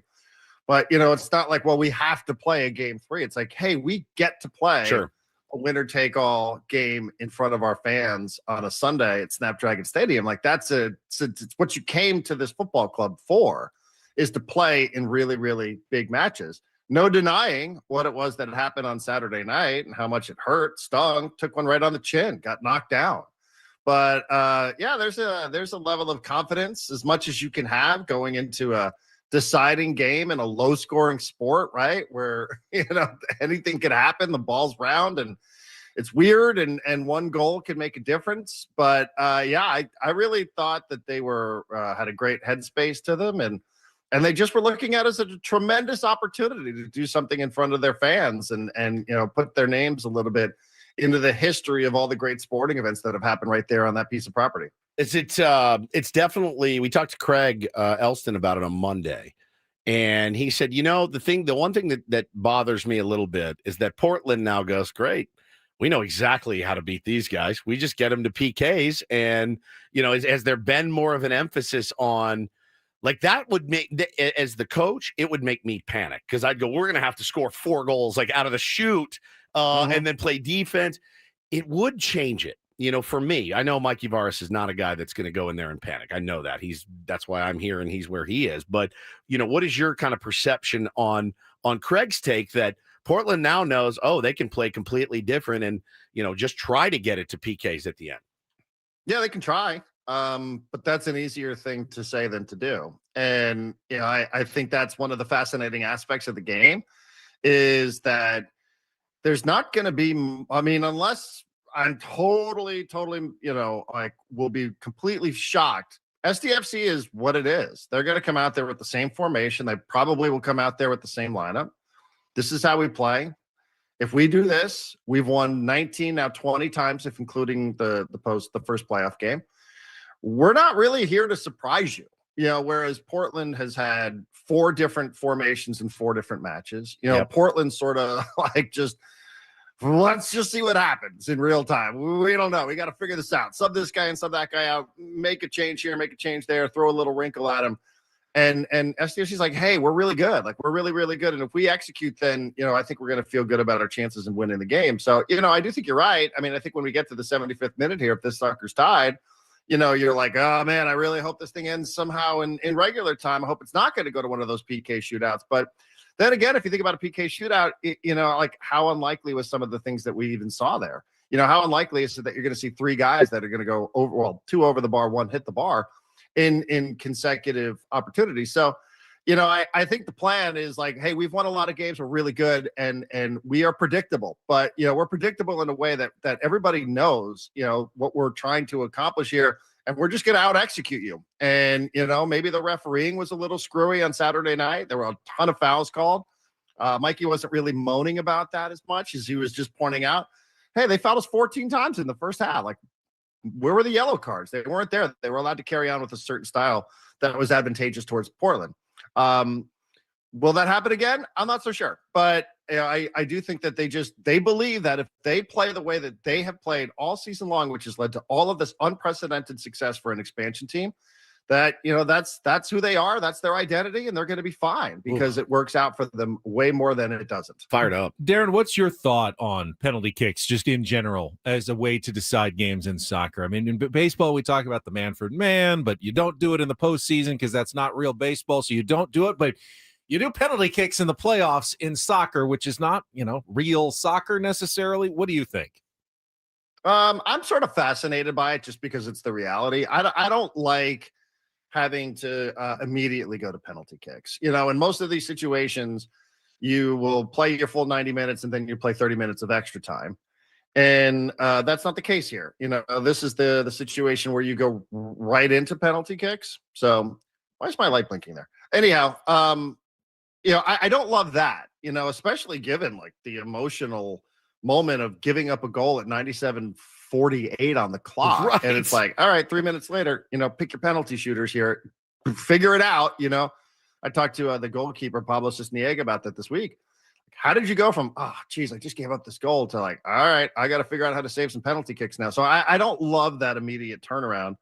But I am fascinated by it. I don't think it's as random as flipping coins. And I think there's a psychology to it, trying to get in everybody's head, from the goalkeeper to the penalty kick taker to, they have so much data now, like all these other sports. I mean, there's so much data about what guys do in their previous penalty kicks, even if there's not a lot of history. So, ultimately it's about execution and psychology, and it's about having the nerve to stand there and do it. I also think that's a big part of it. Somebody's got to say, like, I want to do this in this moment, given the pressure of facing Timbers Army and all these crazy fans. I've got to want to do this.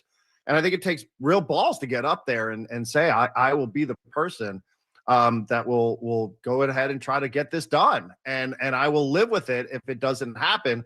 Especially, given that statistically it's supposed to happen 80% of the time. So I am fascinated by the psychology of it. I don't think it's perfect. And I don't like it right at the end of 90 minutes plus, injury time. But, I do think there's a little bit more depth to it than some people choose to believe. Talking to our pal Darren Smith here on Ben and Woods this morning. I was in line for Space Mountain yesterday with my kids. Darren, of course, the news broke when I was gone. Poor reflection on me as usual.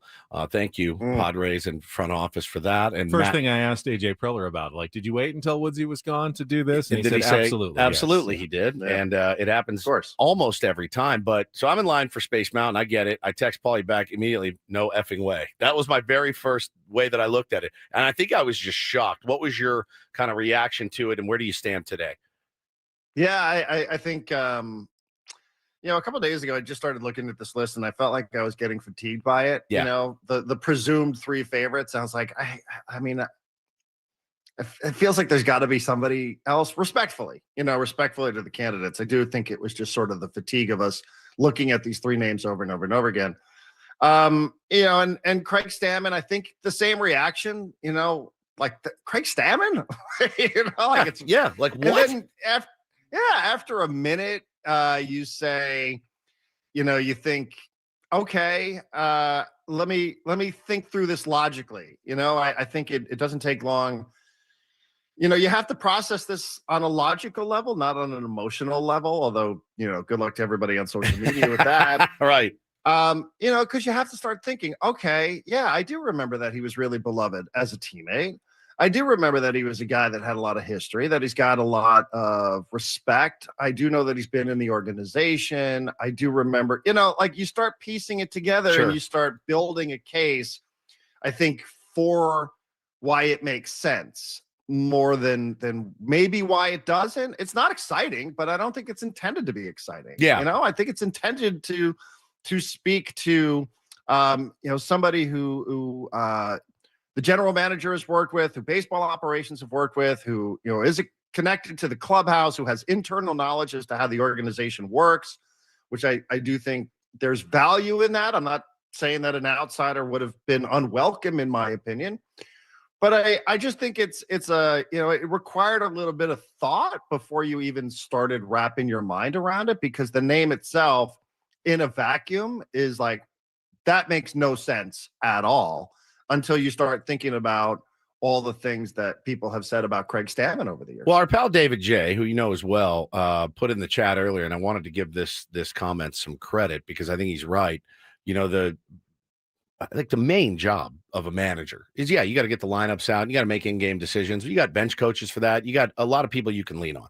Communication is of utmost importance. And by all accounts, he is an excellent communicator. Right? Mike Schilt, not an excellent communicator. Now, I can't speak to how he spoke to his players and things like that. That actually worked for him, but to everybody else, I wouldn't say that his communication skills were great. From what I understand, Craig's are. Ben made the point too off the air that he was the players rep for this team. So he's going to be always he sided against management for the players when he was here. So he was a guy they respected enough to appoint that job, which is not an easy job at all. So I thought that holds a little weight and gravitas in the room as well. Sure. And I think all those things are valid, but here's the difference now. You're the manager,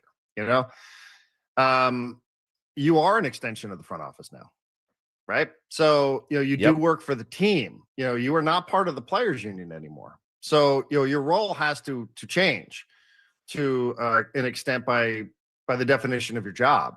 So, those things that might have made him beloved now, he has to work with AJ Preller and work with AJ Preller's team sometimes to do things. It's not necessarily an us against them. It's us against them. I'm the players rep. It's us, and we're going through COVID and we have to fight for X, Y, and Z, right?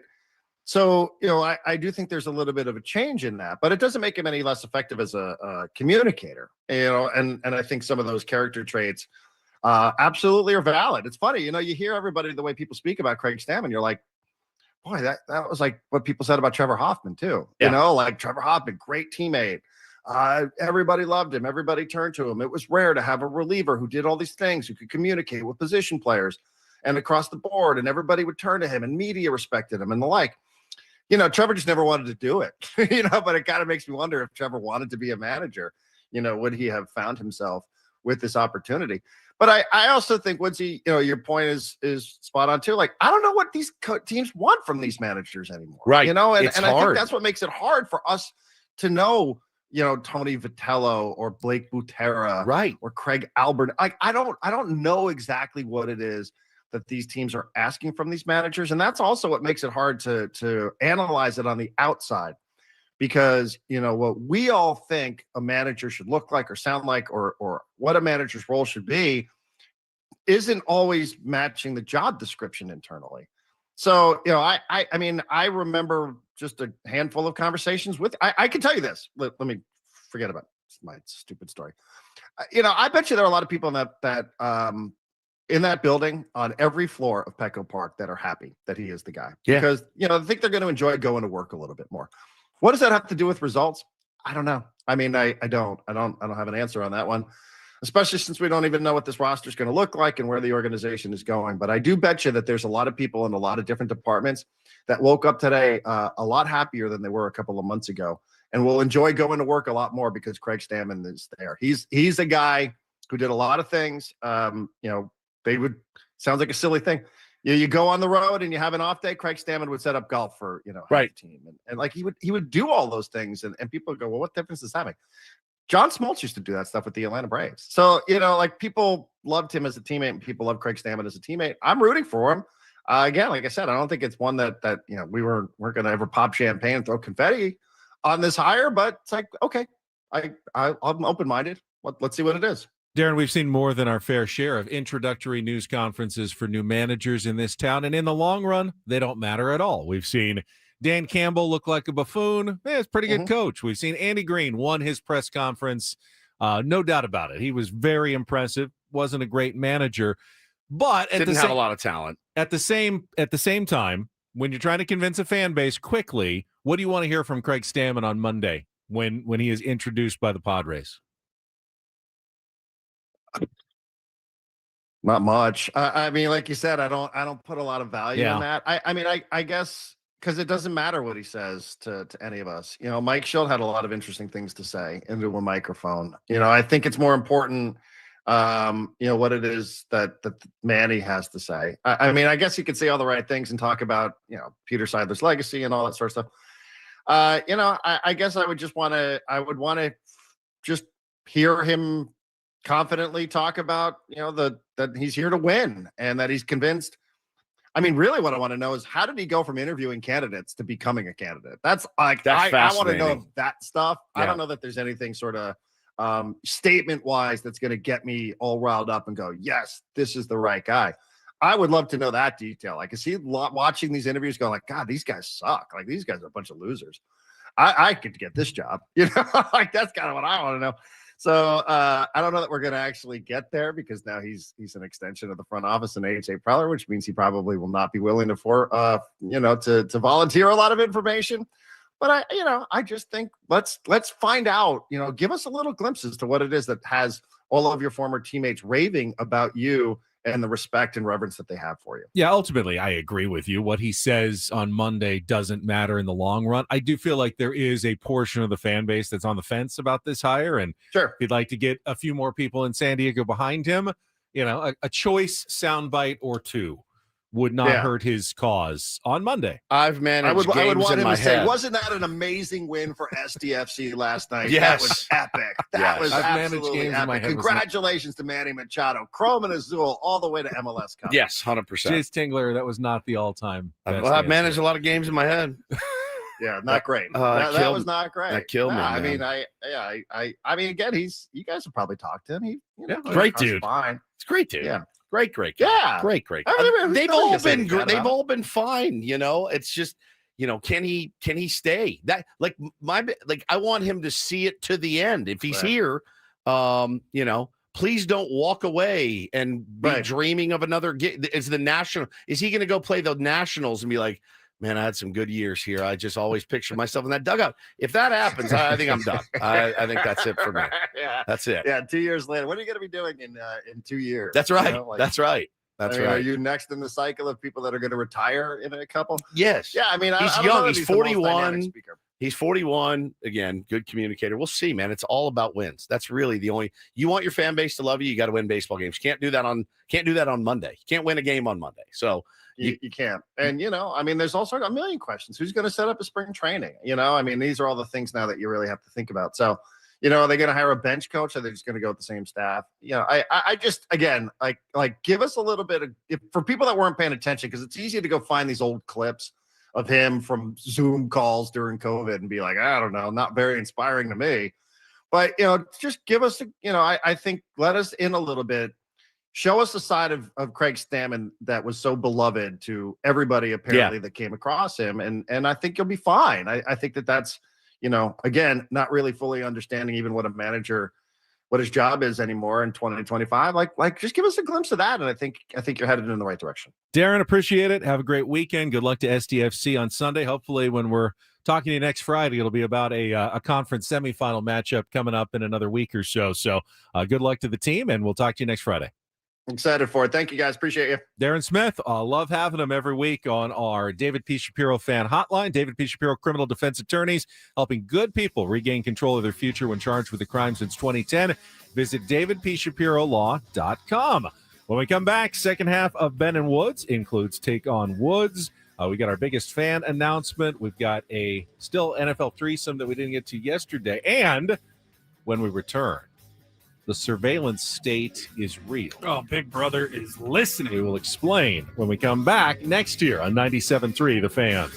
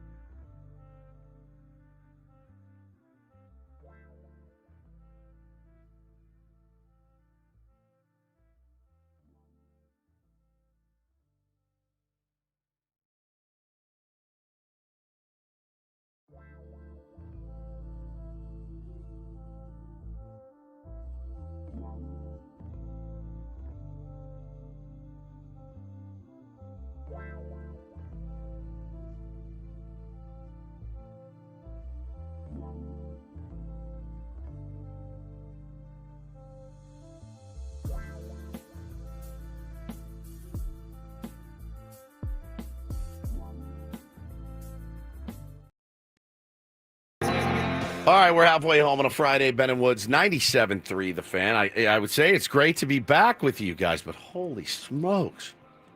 People lost their minds a little bit. That's all right. I get it. I totally understand. I don't. I'm Woodsy. That's Paul Rindle, executive producer. Ben Higgins, your friendly neighborhood sports anchor, joins us as well. Hey, did I tell you guys what happened? I was supposed to be at Disneyland today. Did you guys know that? I think I remember having it in my calendar as today, and then you changed it. But why? No. Well, it's been a whole thing. So we were supposed to have a flag football. We're supposed to have a flag football doubleheader tonight. Okay. So then it was going to be. How long are those games, by the way? They're like an hour. They're like maybe 8-minute quarters, something like that. They're not long. So they were supposed to play today. So we moved Disneyland to yesterday. However, the games have been canceled tonight. They've been postponed till next week. So we'll play next week a doubleheader. But now what it's opened up is my 5-year-old's birthday has now become a 3-day Coachella-style event. So you can get your wristbands at taylorsbirthday.com. And I'm going to charge like $400 because one day's already passed. Yesterday we had the Disneyland. We're able to book King Gizzard and King Gizzard and the Lizard Wizard is playing. There, and David Guetta will be there, just so you know. So Taylor would actually have the most insane music lineup for any festival, maybe in the history of he actually the world. would. It would be a lot of K-pop. It would be some David Bowie. It would be some Oasis. It would be some Pantera. He really likes Pantera, which is just get a little bit of everything. He likes Black Sabbath. So we did the Disneyland yesterday. So this morning I'm lying in bed with my wife. She goes, where should we take Taylor for his birthday dinner tonight? I go, what? She goes, yeah, he loves Benihana. I go, okay. So we did Disneyland yesterday. Tonight is Benihana. Tomorrow is his actual birthday party at Sky Zone. So I'm like, all right, are we doing, this is where we're at now for our 5-year-old's birthday. It's a 3-day wristband, invite only, 72-hour blowout for a 5-year-old, man. So listen, whatever. I'm down to celebrate. But it's really taken on a life of its own at this point. If you wanted to complain about it, though, usually this studio is a safe spot. Correct. Safe space. Usually. During the breaks, the microphones are off. We can open up to each other and gripe about whatever's going on in our lives, or even here at work, because guess what? These are soundproof studios. Right. You can't hear what's going on behind those walls.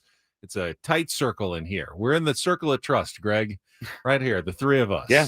But we got a weird email yesterday from our engineers. Remember that noise that we had earlier this week that the microphones were making and would just kind of randomly interrupt us during the show? I got it right here. This is, I think, Monday. Yeah. What was that? Oh, that was wild. That was weird. Oh, it's still here. It's back. Like it's like the start of Independence Day.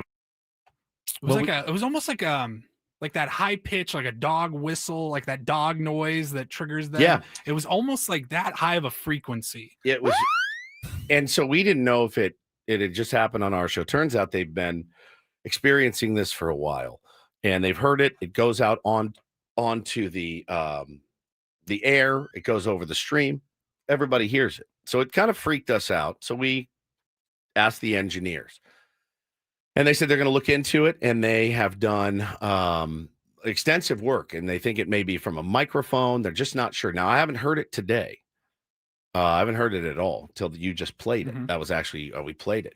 But we got an email from engineering yesterday that said, hey, just so you know, as we get to the bottom of these sounds and stuff, we're going to be listening to everything in the studio. The mics will be off, but we can hear what you're saying. So the three of us have had to do this show today and then just sit almost in silence to keep from not, not that you've ever said anything that you might regret other people hearing during a break. I mean, like Adam or anything. Well, I just say that about Adam on the air. Anything I've ever thought about Adam, I've just said it on the air. So True. that's I really have nothing to hide in there. But like the engineers could literally, when we go to break here in a few minutes, turn the mics off. They could be sitting at their computer listening to go, oh man, F this place, or oh, I can't believe so and so did this or that, or my wife's doing this. Like, you can't say a word. Oh, I swear to God, shut up. On my life. That's not you? That's not on you? my life, I swear to God, I did not do anything. No. They're listening. They can hear us. Oh my God. Still doing it. Haven't heard it in 4 days. And then we start talking about it and it comes back. Nobody's going to believe us. I need to know when this thing ends, though. Like, I can't get your privacy rights restored. I can't work here if I can't privacy vent rights off the air. revoked for Stephen Woods, Ben Higgins, and Paul Rindle. I cannot work here without being able to vent after a break. They're listening, and they must be messing with us in the back over there. This is crazy. That is crazy. We did not hear it all day yesterday. We did not hear it all day the day before that. The last we had heard it, and it was the only time we had heard it, I think, at least on our show, was Monday. But they had been reaching out to me for the last couple of weeks and saying, hey, the other shows have mentioned some sound. It's like a whooshing noise or something through the mics. Have you heard that? And I go, I have no idea what you're talking about. Then it hit. Then it hit Monday. And it haven't hit hard. heard it since until we talked about it just now. And there it is. It's not me farting, sleep, Esco. They accuse Ello of that too, and he gets apparently mad about it. It happened on Wednesday. Gator Padres says to Gwen Chris. I don't do the squeaky. You'll know. Yeah, you know. Yeah, you know. Yeah. It's not. Excuse me. Ben does the squeaks. I don't do the squeaks. You're What more. makes you think that? I don't think I've heard one before. He's very embarrassed to do it. So it's not me. I would wear it. I would just go into the mic. I don't care. I'm more of an SBD kind Yeah, of. silent but deadly. Yeah. Just made me throw up my mouth a little bit. I was also thinking about that po' boy I had yesterday. So it was not the most ideal. It's not the most ideal combo. The SBD and the po' boy mix. Ben seems like a squeaky farter. He does. He is. He does, and he is, and he will. Farts always have been and always will be funny. Always. They'll never not. Alien noises and your company spying on everything you say. Not as fun at all. So It's good to know that at any time they can. Is it good to know? Isn't that well, it's terrifying, but I guess it's better to know than not know. We're gonna have to start doing like they did. But don't you want if you work in an office, you want to have a room where you can go in? Of course, the venting room. The venting room. Remember in Goodfellas? No, Casino. When the lip readers were watching the guys, they're like, "Hey, go kill that guy later." They have to cover that. We're gonna have to like go into the corner and be like, "We need to learn ASL over the weekend." Yeah, I would have to go to Ruben Nabel on the mound. Yeah. That's what they do. They have to cover their mouth every time. I have to grab Ben and be like, "Hey, Adam's driving me crazy." Like the whisper NFL coach, they put the playbook over their mouth. But even they can still hear what I'm saying if they can't read my you lips. Can hear it. Yeah, this sucks. This sucks. That's like. All right. Well, I'm sure. I guess it's a good lesson. Just clean it up. Clean it up. Don't say anything that you wouldn't want somebody to hear. It's a good lesson in life. It's true. It really is. You never know when someone might be listening. Ben's pretty good about it too. Like in text, because I will vent like a madman in text. And he responds, but he never like agrees or vents back. He rarely vents back. I don't think he wants it in writing. Well, we're not on like Snapchat or some sort of app where they're all deleted either. But it's like a record. Like if you ever went to court, they could pull every text you ever sent. Right. But like you don't have to worry about me being like, look what Ben said about Tony Gwynn Jr. And there's been plenty. No, I'm joking. There's not. He won't say anything. He won't say anything bad about anyone. I'm just hoping next year I get a happy birthday text. If I'm good enough this year, Tony, will I get a happy birthday text next year when I'm 51? It's such a good lesson. Like if you never know, so just literally don't say anything at all. Right. Which is great. All right. Just never say anything at all. What a great way to live. Great way to live. I love it. Everything's great. Everything's super cool. We need a contestant for Take on Woods. You will be on the radio. They will be able to hear you when you battle Woodsy in our musical trivia contest. A chance to qualify for a trip to Las Vegas to see Sammy Hagar. That is coming up in our next segment. If you'd like to be our contestant, call now, 833-288-0973, 833-288-0973. Take on Woods coming up next year on San Diego's #1 sports station, 97.3 The Fan. First, Woods and I want you to wrap up your week by thinking about your family and what would happen if something should happen to you. I know you don't like to think about those things, but wouldn't you rather have them protected, taken care of, and able to access whatever you've left them in, like monetarily, by having a trust and having them avoid probate court? You can do that with trustandwill.com. Yeah, man. I just wanted something that was going to be, I wanted to do it, and I just wanted it to be simple and affordable, and it was all of those things. Go to trustandwill.com, use the code radio20 when you check out for 20% off of your trust or will, and they do make it very, very simple for you to get through this process, which always kind of scared me. And to know that it's this easy to get that peace of mind, guys, it's a click away, man. Trustandwill.com. I get putting it off. If you had to go to a lawyer's office and you were going to spend hundreds or even thousands of dollars on this, is like, never mind. But it's so easy with trustandwill.com. No more excuses. Get it done. Get those documents in a filing cabinet in a safe somewhere, and take advantage of the special Radio 20 for 20% off your trust or will at trustandwill.com.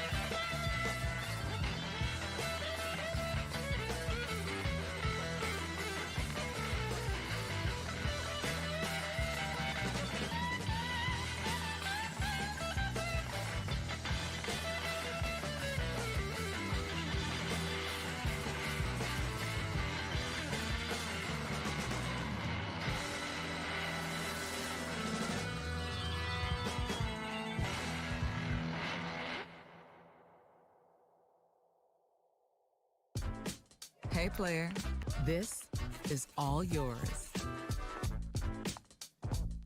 This room with this view. This speakeasy with this cocktail. Hey, could you make that too?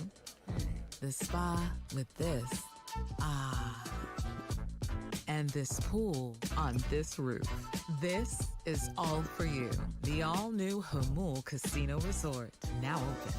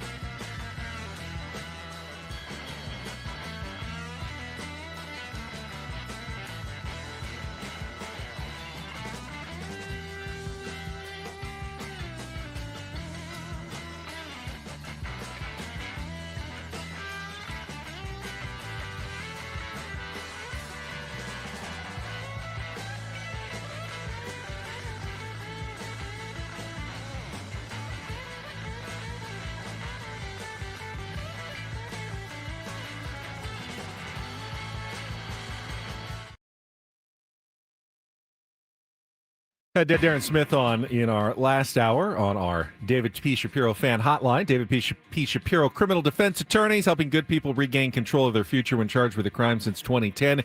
Visit davidpshapirolaw.com. Before we get to Take on Woods, I just wanted to make a point because Darren like spews good points when I don't think he's even trying to. And at the end of the interview, he said something about there were a lot of people in that building who were really happy 100%. when Craig Stammen was hired as the manager.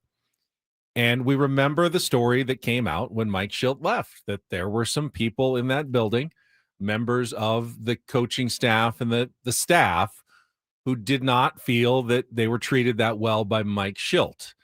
And it's not nothing that maybe the pick of Craig Stammen was a bit in response to that. Someone who has been known for treating everybody with respect and integrity is the next manager. And again, I'm not trying to bury Mike Schilt here. He was successful in his 2-year run, but he could be difficult on staff. That's not, I don't think that's in dispute, Woods, based on what we've heard as well. No, not at all. But what Craig Stammen will ultimately be judged on by the fans is how many games he wins. Right. And Mike Schilt won 183 games in his tenure.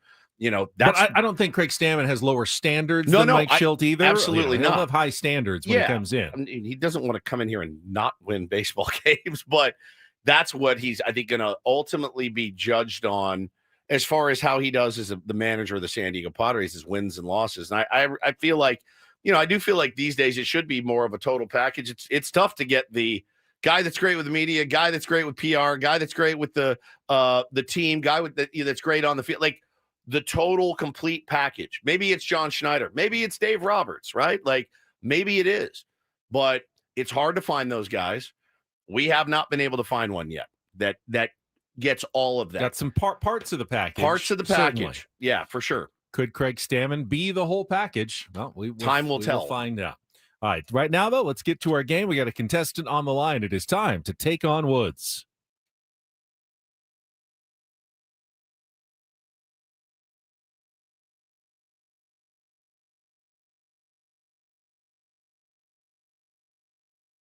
Take on Woods brought to you by Bay Alarm Security and Fire Alarms for every business. We got you, and we got Troy as our contestant today. Good morning, Troy. Good morning, Ben. Happy birthday. Thank you very much. I appreciate it. Even a few days late. Troy, let's see if we can hook you up with a chance to win our grand prize monthly drawing. It is a trip for two to Las Vegas to see Sammy Hagar at the Dolby Live at Park MGM. You're going to get a 2-night stay at the Park MGM, tickets to the show on March 20th, and a $100 gas card. Get your own tickets for Sammy Hagar's residency at Ticketmaster.com. All right, Woods is gone, so we'll let you pick the category for our 5-question musical trivia challenge. Your choices: the starting line, all 2-second songs with 5 song titles that include some form of the word start. Bye, 5-song titles that have by as the second word, titles and artists, so blank by blank, essentially. And our new category is Where's the Fire? Song titles and bands, including the word fire. So the starting line, bye, or Where's the Fire? Troy, what would you like to play? Let's do the starting line. The starting line. All right, let's get the music out. It is all 2-second songs today, and they all include some form of the word start. You'll have 60 seconds to answer as many of the 5 as you can, but to score the point, you're going to need to give me both the song title and the artist. Up to 5 in a row. Pass if you don't know one. We'll come back if there's time left on the clock. Polly, you got your file open with all our songs? All right. Troy, you ready to play? Yes. All right, the category is the starting line, all 2-second songs. Your time begins when Paul plays our first song. Good luck. Let's take on Woods. Start Me Up, Rolling Stone. Correct. Song number 2. JFK, blown away. What else do I have to say? We Don't Start the Fire by Billy Joel. Correct. Song number 3. And the bass keeps running, and Pass.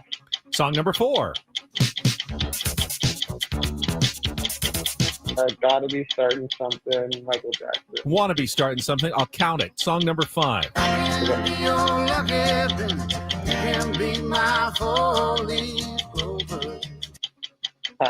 Go back to song number 3. And the bass keeps running. Black Eyed Peas.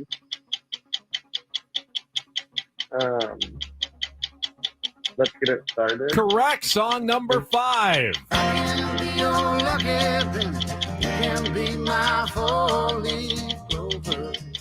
Time's running out. Oh, it came close. We got 4, though. Very good. Very good job, Troy. Hang on the line. Start Me Up, Rolling Stones. We Didn't Start the Fire, Billy Joel. Let's Get It Started by the Black Eyed Peas. Want to Be Starting Something by Michael Jackson. You just didn't get the country one. Starting Over by Chris Stapleton. But I think 4 has got a very good chance today. Very good chance. Troy, hang on the line. All right. Woods, it's all 2-second songs today. I will give you that. The rest is up to you. 60 seconds back on the clock. Woods, your time begins when Paul plays the music. Good luck. Let's take on Troy. Start Me Up, Rolling Stone. Correct. Song number 2. JFK, blown away. What else do We Didn't I Start have the to Fire, say? Billy Joel. Correct. Song number 3. And the bass keeps running. Pass. Song number 4. Want to Be Starting Something by Michael Jackson. Correct. Song number 5.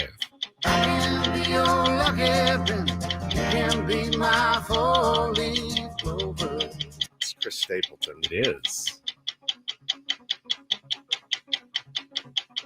Start My Taint. Incorrect. Song number 3. And the bass keeps running.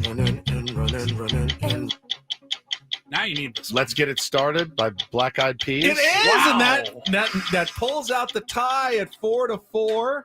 But good enough to qualify, Troy. Well played game. Starting Over by Chris Stapleton. Starting Over. Yeah, you got the artist too. You were so close there. And the category was the starting line. I know him. I just didn't know the songs. name of the song. Good game today. Very exciting week. It's My been a goat, fun your week. goat is not washed. I just tied that game on a last second. With no knowledge of the category. Yeah. Wasn't an obvious one necessarily. 100%. Your goat is still here, Purple, and everyone else that considers me their goat and take on Woods. Okay? Troy, stay on the line. Paul, they'll get your information. But if you'd like to get on the line, why not? I mean, Padres have a new manager. We haven't done it Are you in out a while. of your effing mind? Are you out of your mind? I just want to see what happens. I'm sorry. I'm curious. Why didn't you do this yesterday when I wasn't here? Because I hate calls when things are good. We did. We took we open didn't have- calls. AJ Perler called. Yeah, AJ Preller called in. That was our one call that we took yesterday. 833-288-0973. I don't know. It may be one call. It may be none still.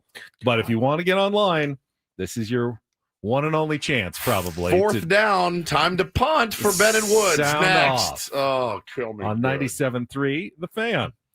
First, though, I want to tell you about, Woods wants to tell you about Eco Water. Never mind. All you, Woods. No. Go ahead. Tell everybody about the benefits and the greatness. You can drink your shower water. You can drink your shower Which I can't water. do at my house because I don't have the Eco Water You system. need to get the Eco Water system. It's one of the smartest, most practical upgrades I've ever made for my family. I don't do a lot right, but I was right by getting the Eco Water system put in our home. Look, it's the best tasting water that you can find. We used to have the delivery service where they would bring the big jugs. I like big jugs mostly, but big jugs of water are tough to maneuver around those big jugs. You have to drag the big jugs from the driveway inside. Then you have to lift the big jugs up and put it on. I just got tired of big jugs. So I went to the Eco Water people and said, I would like What's that now? What was that? Oh my God. I got the system put in to avoid the big jugs that sat out in the sun baking, all day before I could get home. Then I had to load them. You know how it is, Paulie, with big jugs. You got to bring them in, all that. So Eco Water, they took care of me. Wanted to get rid of the hard water in my house. I wanted the soft life. And you too can try the soft life and alkaline water. Now just $9.95 a month. Call 760-350-3338. Or visit ecowatersocal.com. Let them know Woodsy sent you. Not everything in life should be hard, especially your water. Keeping it soft since 1925. Come on, bro.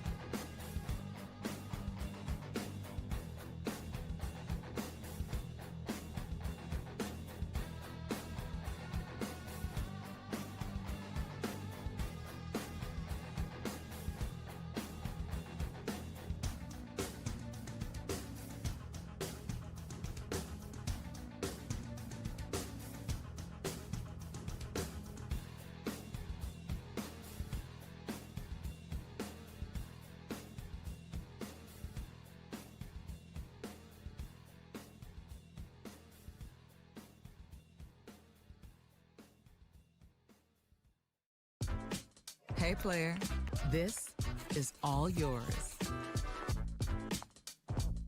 This room with this view.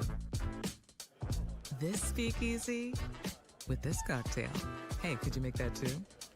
The spa with this. Ah. And this pool on this roof.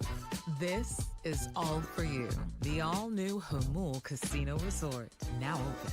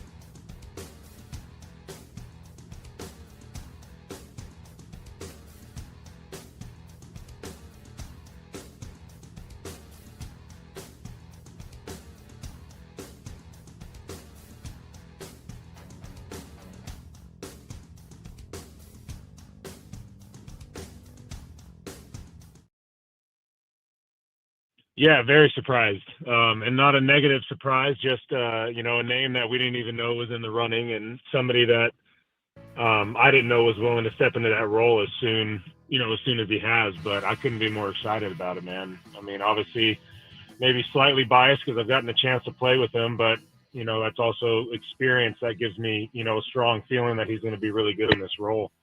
Just the character, the person, the integrity. The relationships that he built over his years here with players and front office. He's just like the gold standard for what you'd want out of a professional ball player and, hopefully out of a manager. Joe Musgrove reacting to the hiring of Craig Stammen on the Gwynn and Chris program yesterday. Surprised, but not a bad surprise, he says. And, had nothing but good things to say about his time with Craig Stammen as a teammate. Did not know, though. You a little surprised? Yeah. I mean, they keep a pretty tight lid on things. And the fact that we didn't know so many of the candidates, not just Craig Stammen, but Brandon Hyde was one of the interviewees that we hadn't heard about that kind of got to the last level as well. You can't really tell your players because they kind of have big mouths. Let's be honest. Yeah. If you told a bunch of players on your roster who you were interviewing, they would tell people they know, who would tell people in the media, and it would get out. So Padres don't tell their players who they're interviewing for the manager for the most part. Would it be weird for you guys if I became your boss one day? I think the answer is unequivocally yes. So that's a concern, right? I didn't think about that. I think it's with Ruben. I know. Think about Ruben. They were both competing for the same job. Yeah. And Ruben was his boss. He was the coach Ruben wasn't here. Did they overlap maybe for the last year? No, I think he was 2022 was. I don't know that he. Maybe. I don't know. But now he goes from potentially telling the bullpen what to do, and now it's one season, 2022. Oh, really? Now Craig Stammen tells Ruben what to do. Yeah, I think there's something to be said for that. How do you navigate it? I think my reaction though, if I was like, hey, they were hiring a new head boss here at Odyssey, and I didn't know who was being interviewed, but all of a sudden they found out Stephen Woods is the pick. Matt Jones breaks the news. And I'd probably say, I'm surprised, but it's a good surprise. Yeah. I know from working with Woods that he cares about quality, good product. Yeah. He cares about the audience. Yes. And that's going to drive us going forward. And I believe in him. So I believe in him as a boss and a manager. And I come in here this morning, I kick the door down, and I say, are you really going to the phones right now? You're out of here, Higgins. You're done. I'm done with you. Anything else? Go ahead. You're not my boss, though. I am my not real your boss. Would love me to go to the phone lines. 100%. If you want to get online, 833-288-0973. First, before traffic, did have some Jeff Passan news coming out this morning. Don't know if it's going to relate to the San Diego Padres or not, but Japanese star third baseman Munetaka Murakami is entering the posting system today. That starts the process for the 25-year-old who will have, I believe it's about 6 weeks is the time frame where he needs to sign his deal. And then the MLB team that signs him will also pay a fee to his Japanese league team. 20% for the first $25 million, 17.5% for the next $25 million. So above and beyond what you're paying him as a player, you also have to pay as a posting fee to the Japanese league team. This is the accepted, smarter way to go for Japanese stars. Yeah. When they turn 25, they can come to the United States, make big money like Yoshinobu Yamamoto did. Shohei Ohtani and Roki Sasaki did not go that route. No. They came earlier to get their careers started, but they had to accept a entry-level 6-year control deal like any rookie coming out of high school or college would have to in Major League Baseball. But Murakami's doing it the more lucrative way, and will probably sign a big deal somewhere with the 246 career home runs somewhere over his 8 seasons in Japan. Well, the Dodgers did exercise the option on Max Muncy yesterday. Yeah, I mean, back. Imagine the Dodgers signing somebody for big money and then just sending them down and sitting on them until they're perfect. They could do that. They did it. They did it with their big name pitchers, and they could stash this guy on the bench if they wanted to keep him away from somebody else. There's also thought he could play first base as well if it's not third base is occupied at a certain team that he was interested in. We need a first baseman. We do. He strikes out a lot. He does. Struck out a ton. Like, what was the percentage? It's up there. He broke a Sadaharu O's single season record in 2022, though, by hitting 56 home runs. That is quite in the Japanese league. An accomplishment. Now, will it translate to Major League Baseball? Don't know. But he'll be one of the earlier signings probably in free agency since he has to. He's got a deadline because of the posting system. Be interesting to see what his market is, and the usual suspects will be involved. Passan says expected to fetch a 9-figure deal. Okay. A lot of cash. There's a lot of room between 9 figures, 100 million all the way to 999,999,999. 900 million billion, deferred. From 100 million to $1 billion, essentially, is a 9-figure deal. Yeah, indeed. All right, let's check traffic, and then if you want or not, we can see what some Padres fans are thinking about the hiring of Craig Stammen next on 97.3 The Fan. From the 855 Get Ross Traffic Center, protecting San Diego after accidents or injury. This traffic report is brought to you by Covered California. Watch out on 94 eastbound at Federal Boulevard. There's 2 crash cans blocking 2 right lanes, so it's real slow through the area. And then on the southbound side of the 15 at the 76, there's a breakdown in the center divider. But further south at 9th Avenue, the left lane is blocked, and this is all because of an accident. Hey everyone, open enrollment is well open, and so is Covered California. Open to questions, real answers, and to help you get health insurance. Covered California, for the love of Californians. Visit coveredca.com. Coveredca.com. I'm Sue Aller with Ben and Woods, San Diego's #1 sports station, 97.3 The Fan. 833-288-0973 if you'd like to join us. This hour on 97.3 The Fan is brought to you by Ale Smith Brewing, celebrating 30 years of craft beer in San Diego. Ale Smith is turning 30 with a tiki party. Join the celebration tomorrow, starting at 2 p.m. at the Ale Smith Tasting Room in Miramar. Live music, silent disco, food trucks, slushy, special beer releases, and more. I just didn't want you to miss me saying it. Don't miss the 30th anniversary party at Ale Smith. All right, let's go out to the phone lines. We got Rolando wants to check in first, maybe last. You're representing an entire fan base right now. You're setting Rolando. the tone, my friend. How's it going? Good. Yeah, it's a new era in Padres baseball. The signing of Craig Stammen. When I seen the news on Instagram, I thought he was coming out of retirement to pitch for us. But He's coming to coach for us. So we'll see. You know, we'll see if he could be a leader of men. He'll definitely have a say so in handling the bullpen. And but when it comes down to it, coaches coach and players play. Our stars like Manny Machado, Bogarts, Jackson Merrill, and Tatis, they need to prove it on the field. I mean, when you watch the World Series, the Blue Jays and the Dodgers, they have stars all over the field making plays, clutch plays, and they're definitely all winners on the field, and that's why they were in the World Series. You know, they're all clutch ball players, good ball players out there making plays, and that's what we need out of our stars. Our stars need to be shining out there. You know, they get paid good money. They get paid millions of dollars, and they got to prove it on the field. You know. Yeah, and man. They got to show Craig Stammen some respect. You know, he's the coach, man. He's the boss. You know, he's a little bit younger than Schilt, but he's in charge. You know, and they got to show him the same respect that they show Schilt. They got to show Craig Stammen. It's a good point. And you know, I said when after the season ended, it's that weird kind of pointed. It's not pointed. It's open-ended. Do these guys hate losing enough? Do the San Diego Padres and the superstars on this team, do they hate losing enough? I don't know. Well, I think that's the fundamental disagreement that a lot of people in Padres fandom have right now. I was having the dispute with old school sports radio listener, Pointer Dave. I love Pointer Dave. I do too. And he wasn't all that happy with my take on Craig Stammen. But my fundamental belief is that the Padres are in a good place and need to stay in a good place. Other Padres fans think the team is in a terrible place and needs to overhaul everything. And I don't think we can agree on that. I look at a club that just came off their best 2-season stretch in franchise history and go, I don't want major changes. I don't necessarily want Albert Pujols coming in and going, we're doing this, different, this. I like where the Padres are. All they need to do is figure out how to win one more playoff game.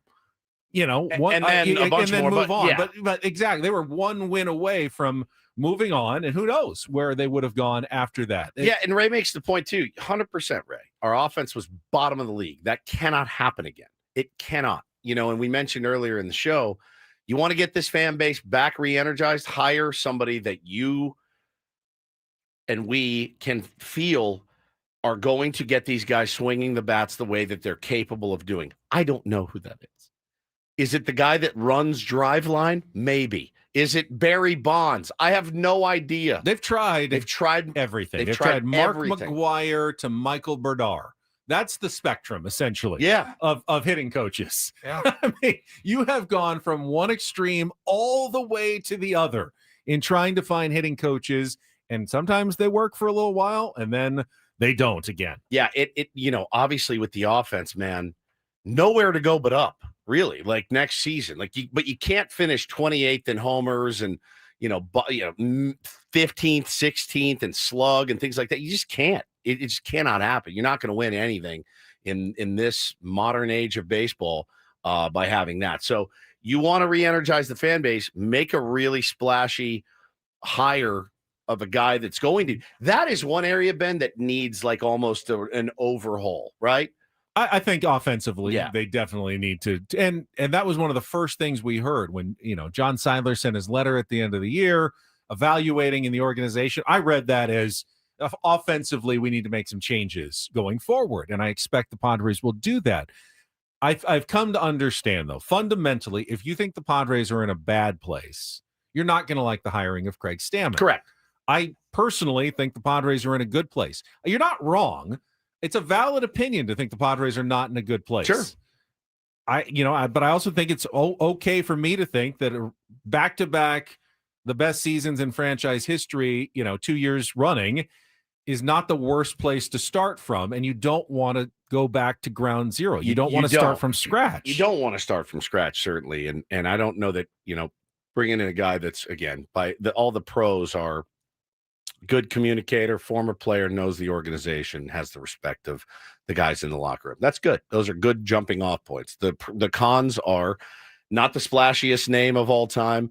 Didn't really know he was going to do it. No managerial experience. And those are all fair concerns. Do they want to win enough? Do they hate to lose so much that they're tired? Like for me, man, I don't like looking at my competition kicking my ass. I don't. I do not. I don't like it. And I've lived it, and I don't want to live it again. And I can't stand it. I saw a tweet last night. I have to be honest here. I had to go back and look through my Twitter to see if I'd ever run my mouth about Craig Stammen. I hadn't. I hadn't. So I Google it, and a tweet popped up. It was the night we got let go from Mighty 1090 when they pulled the plug. And I tweeted out a picture of me. April 2019. Yep, me, Bo, and Hannah laying in bed. Bo's holding his bottle of Pepto-Bismol that he used to play with.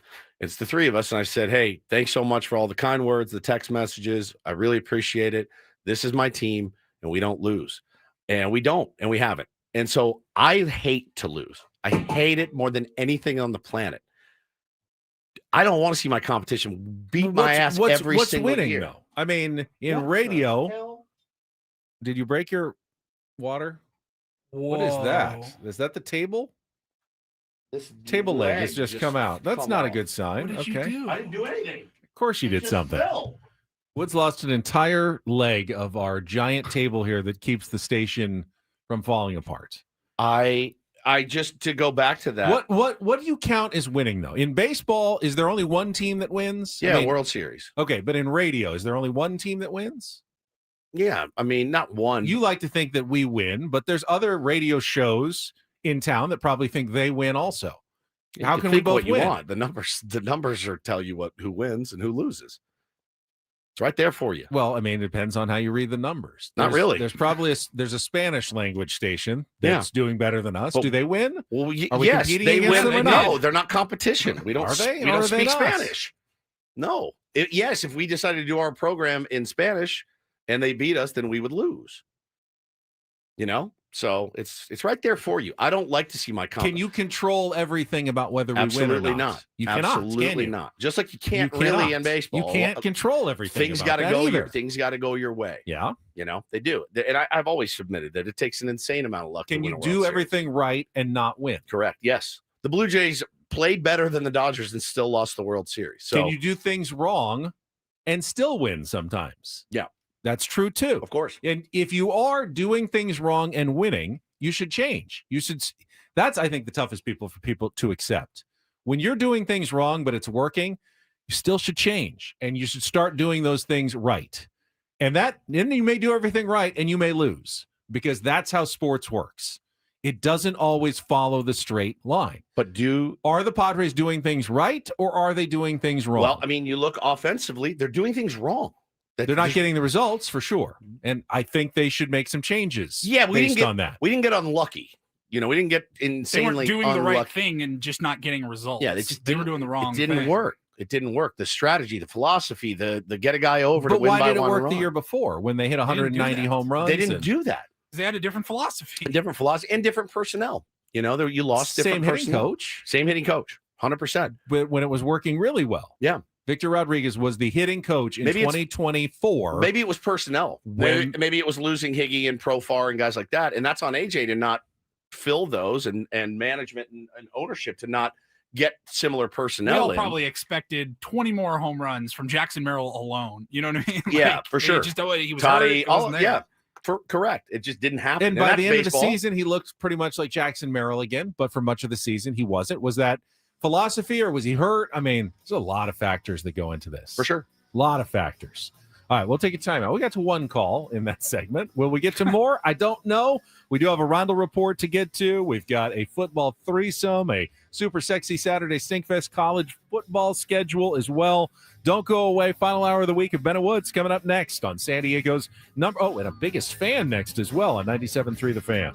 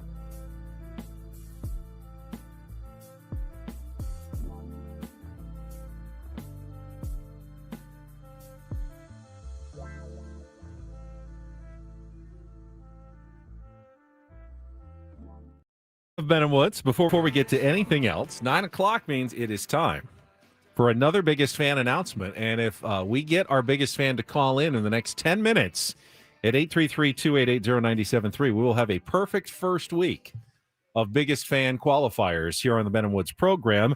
Every day, 9 o'clock, 1 o'clock, 5:30, your chance to call in and qualify for our grand prize, which is a night in our Odyssey Suite at Petco Park next season. 20 tickets, along with the Odyssey staff, the fan staff coming in and watching the game with you. You can register your name at 973thefansd.com/biggest fan, but only one person gets the chance to call in, and that person right now is Nicole Bauer from Chula Vista. Nicole Bauer from Chula Vista, you are on the clock. You've got 10 minutes now to call us at 833-288-0973 and qualify for our grand prize drawing. Good luck. Something very odd happened during the break. Yeah, Woods just knocked over a table leg. I didn't. Actually, Mike, the engineer, came in and said, no, someone broke it last week. And it's just been kind of propped up there, I guess, since. But the table hasn't collapsed on you, which is good. I wouldn't lean on it heavily over there. Be careful the rest of the show. I'm scared that this board's going to collapse. Falling apart, man. All right. Yesterday, 24 hours ago, this was the moment that it all became official. We were trying to get into a Rindle Report. It never happened. So, Paulie, take it away again 24 hours later. Yeah. Here with our today's edition of the Rindle Report. Now tuned into the greatest. Welcome to the Rindle Report with Paul Rindle. Hi, Paul. All right. 2 stories from the world of sports that we haven't gotten to yet. We'll start off in Major League Baseball. And 1 story that you didn't know you needed. Are you laughing, biatch? It's the Rindle Report. Hey, Paul, how you doing? Okay, how are you? On 97.3 The Fan. Are you ready to bless the mood? I need some help, please. That was good. Can I get a yeah? Oh, yeah. All right. All right. What's up, Trevor? God, that was funny. That was this week, wasn't it? That was this week. What a long week it's been. I even had a day off. Happy Friday, gentlemen. Happy Friday, Paul. Let's see here. Where to start? I want to start in college basketball. We'll talk a little football, I think, in our next segment. But yesterday, this was kind of fun to see if you saw it. Florida was making their, I think, second game of the year yesterday, and Florida has a kid on their team, freshman. He is his name is Oliver Rue. I think we've actually talked about him before on the show. You might have seen videos of him in high school. He is 7'9". Wow. 7'9". That actually makes him the tallest person to ever play college basketball. He had not played yet this season, and there was about 2 minutes left in the game yesterday. And after chants of "We want Ollie" throughout the whole arena, he put him in with about 2 minutes to go. Garbage time. It was. Who's he play for? Florida. They were up 104-64. That was the final. And so he got in, and he didn't score. He didn't really do much. It was only 2 minutes, garbage time.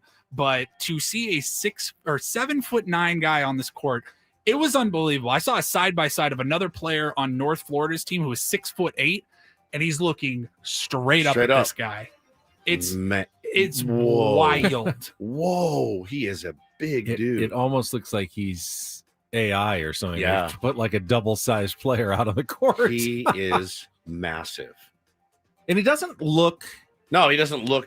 totally out of proportion. No. He looks kind of normal, except he's 7 foot so tall. Well, you're that tall. I don't even like basketball, but I really didn't have a choice. You know? I've seen that story before. Yeah. North Florida didn't even let him touch the ball. They forced you to play. They were like triple teaming him and just jumping up. They were trying everything they could because if he gets the ball anywhere near the hoop, it's an automatic too.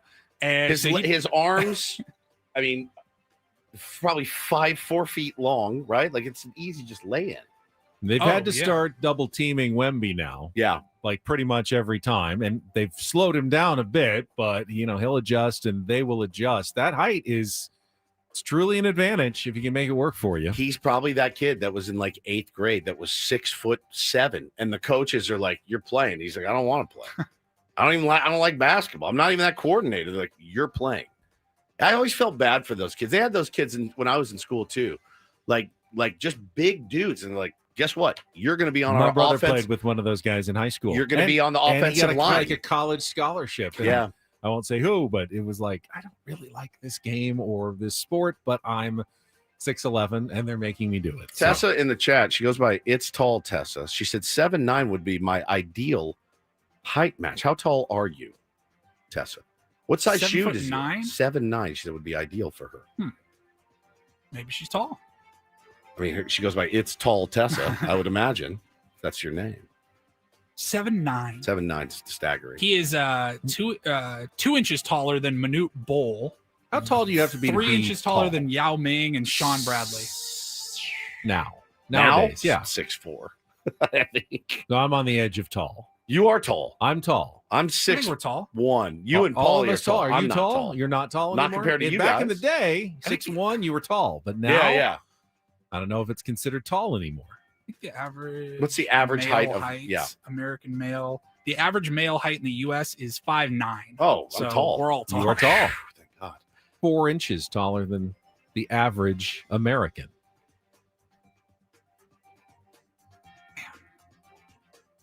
Any more to add? Tessa's 6'2". Yeah. 6'2". That's tall. It's tall. Taller than you. In heels, 6'6".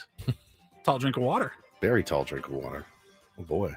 I can't even imagine guarding somebody 7'9".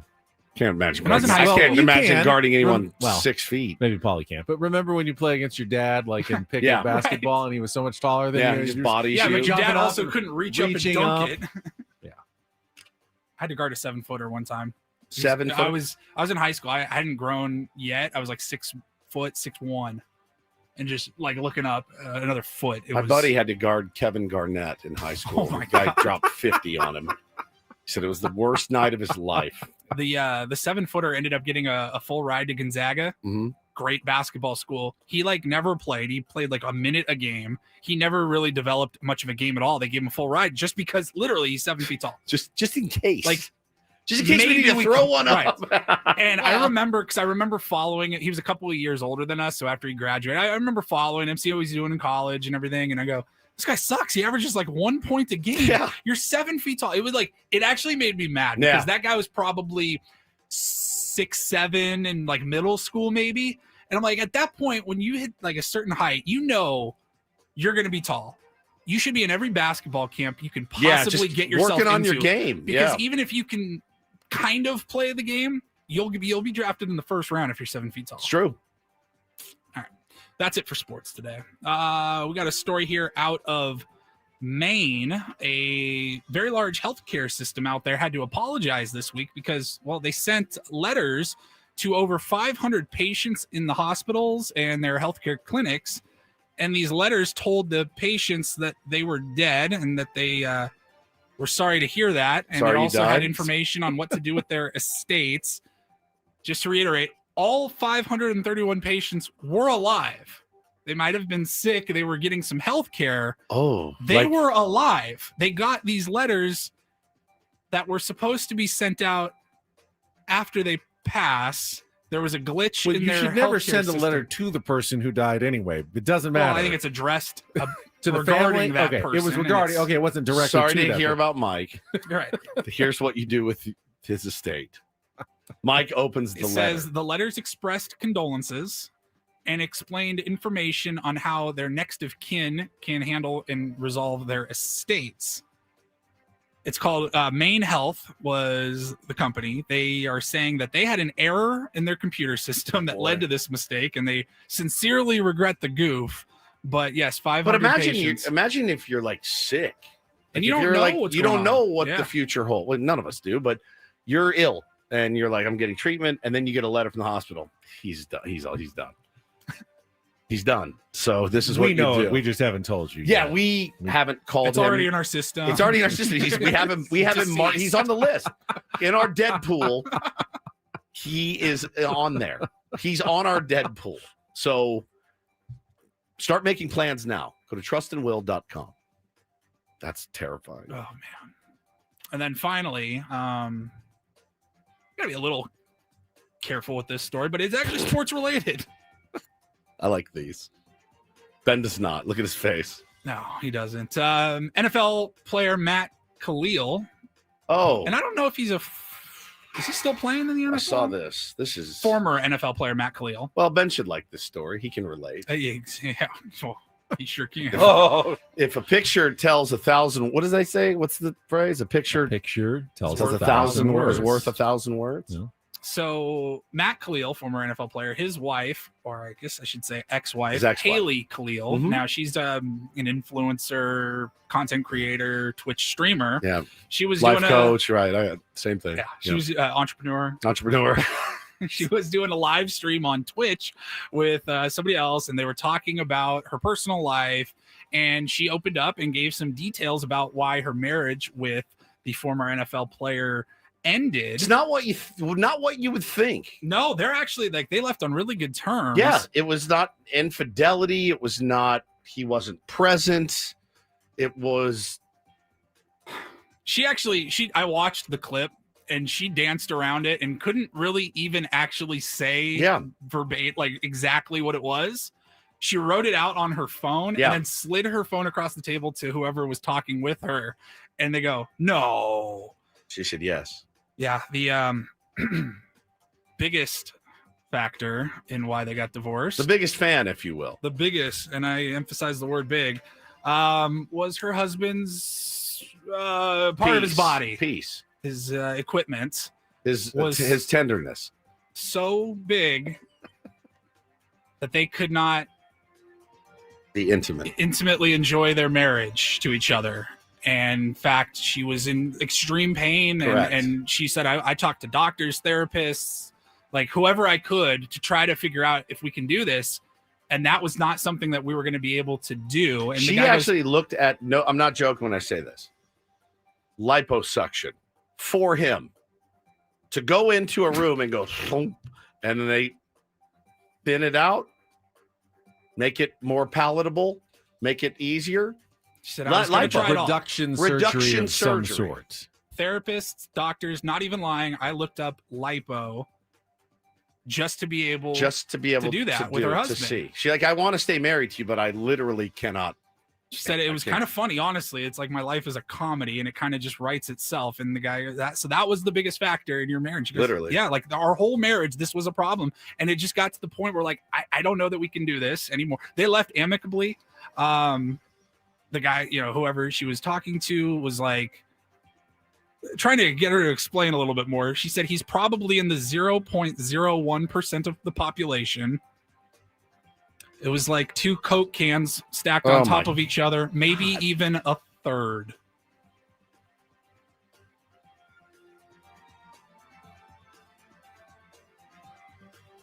Staggering. When was the last time you had a Coke can? Do we have a beer can or a Coke can? No, I mean 3 Coke cans stacked on top of each other. That's not even human.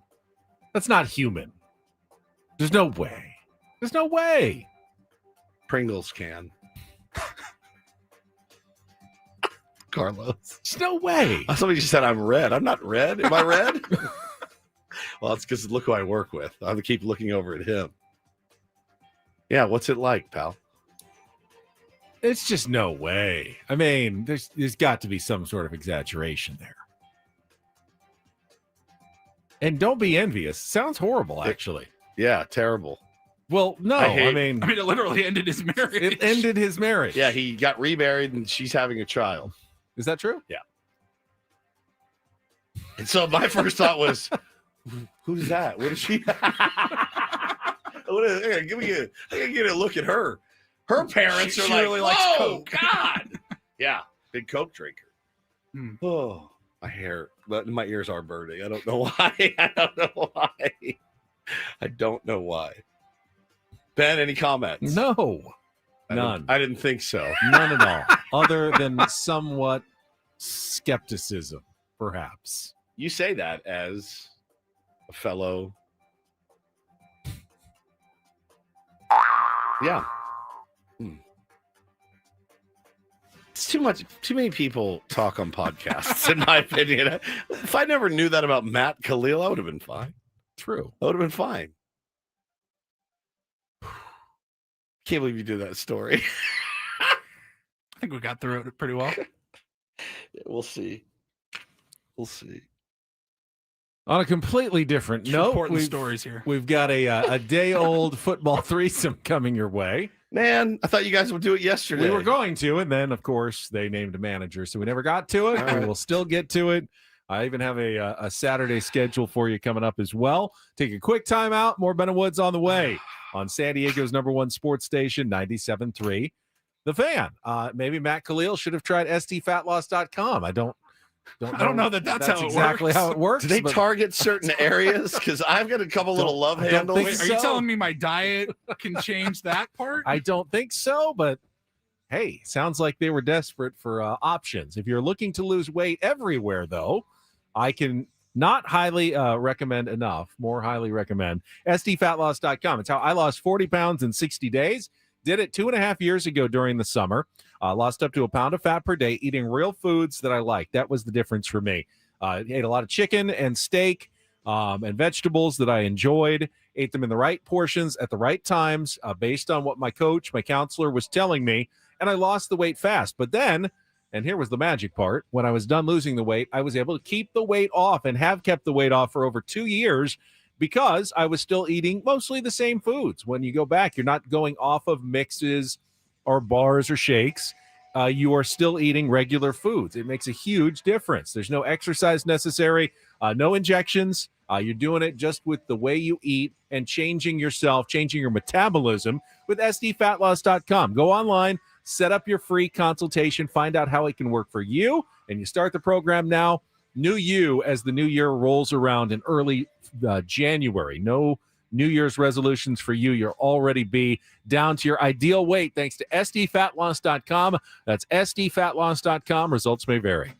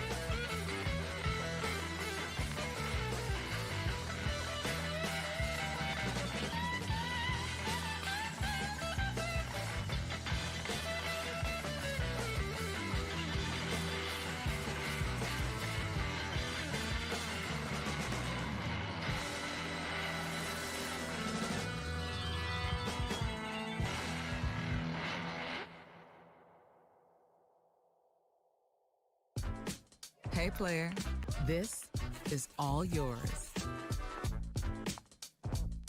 This room with this view. This speakeasy with this cocktail. Hey, could you make that too? The spa with this. Ah. And this pool on this roof. This is all for you. The all-new Hamul Casino Resort, now open.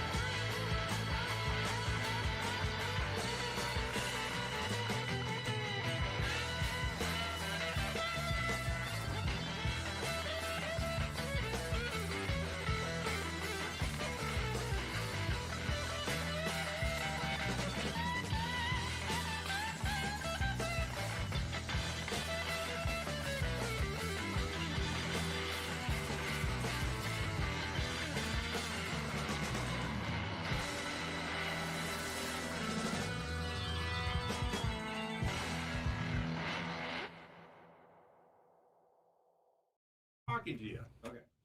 Bye. Who are you just catching up with there?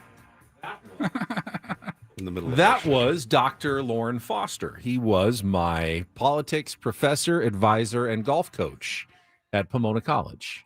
And we've remained friends over the years. And he wanted to wish me a happy birthday. He could not make it down for my party, but he wanted to call a little belatedly. And, of course, you're friends with one of your professors. Of course you are. I was like, wait, your old teacher called? Yeah, your old teacher called. Old teacher called, yes. And golf coach. Checking on you. Mm-hmm. Happy birthday. Yep. That's cool. None of my professors. No. Nope. None of your various colleges, none of your Texas Tech professors or your Loyola professors, Holy Cross professors, or your Tarrant County Junior College. University of Dallas for one class. No. Not a single one. Not one. All right. Nobody really ever calls and checks on me. I'm usually the checker. I'm the one that keeps all the friend groups together instead of like other people doing it, which it's not ideal, but it's kind of my lot in life. And I've accepted that as like, hey, miss you guys. We should all get together. Guy. I am that You're that guy. Yeah. I don't really have I have a couple of like dear friends and, but they'll check on me from time to time, but it's mostly me that's doing the the checking. Someday when we're no longer doing this show, I'll be the one to check on I you. won't see you will you never every call day me automatically. You will never text me or call me. I, of course, will check in on Never. you regularly. No, you never will. You can call me anytime you want. That's what breaks my heart is that you'll like once we're done, we're gonna be done, and we have such good chemistry. We actually had a conversation yesterday, and we were talking about some behind the scenes stuff. Okay. All right. Thanks. Bye. I said to Ben, and I said, because there's potentially, I'm trying to dance around this a little bit, but I said, the thing that makes us special is that I don't want you to do this, and I don't want to do it. I know you're not the right guy for the job, and you know I'm not the right guy for the job. And in other cases, one person would say, I'll just handle it, and I'll let you know what happens. We're better because we both know neither is the right person for the job, and neither of us think that we're the right person for the job. And I said, that's the ego we've taken out of being a morning show that's worked together intimately for many, many years. We mostly know our own limitations. We mostly know, and we know our partner's limitations. It's secretly one of the great skills in life. Yes. Is to know your own limitations. Know your limitations. Yeah. Yeah, that's exactly And right. Not to say you shouldn't, reach for the stars. Sure, absolutely. Shoot for the moon.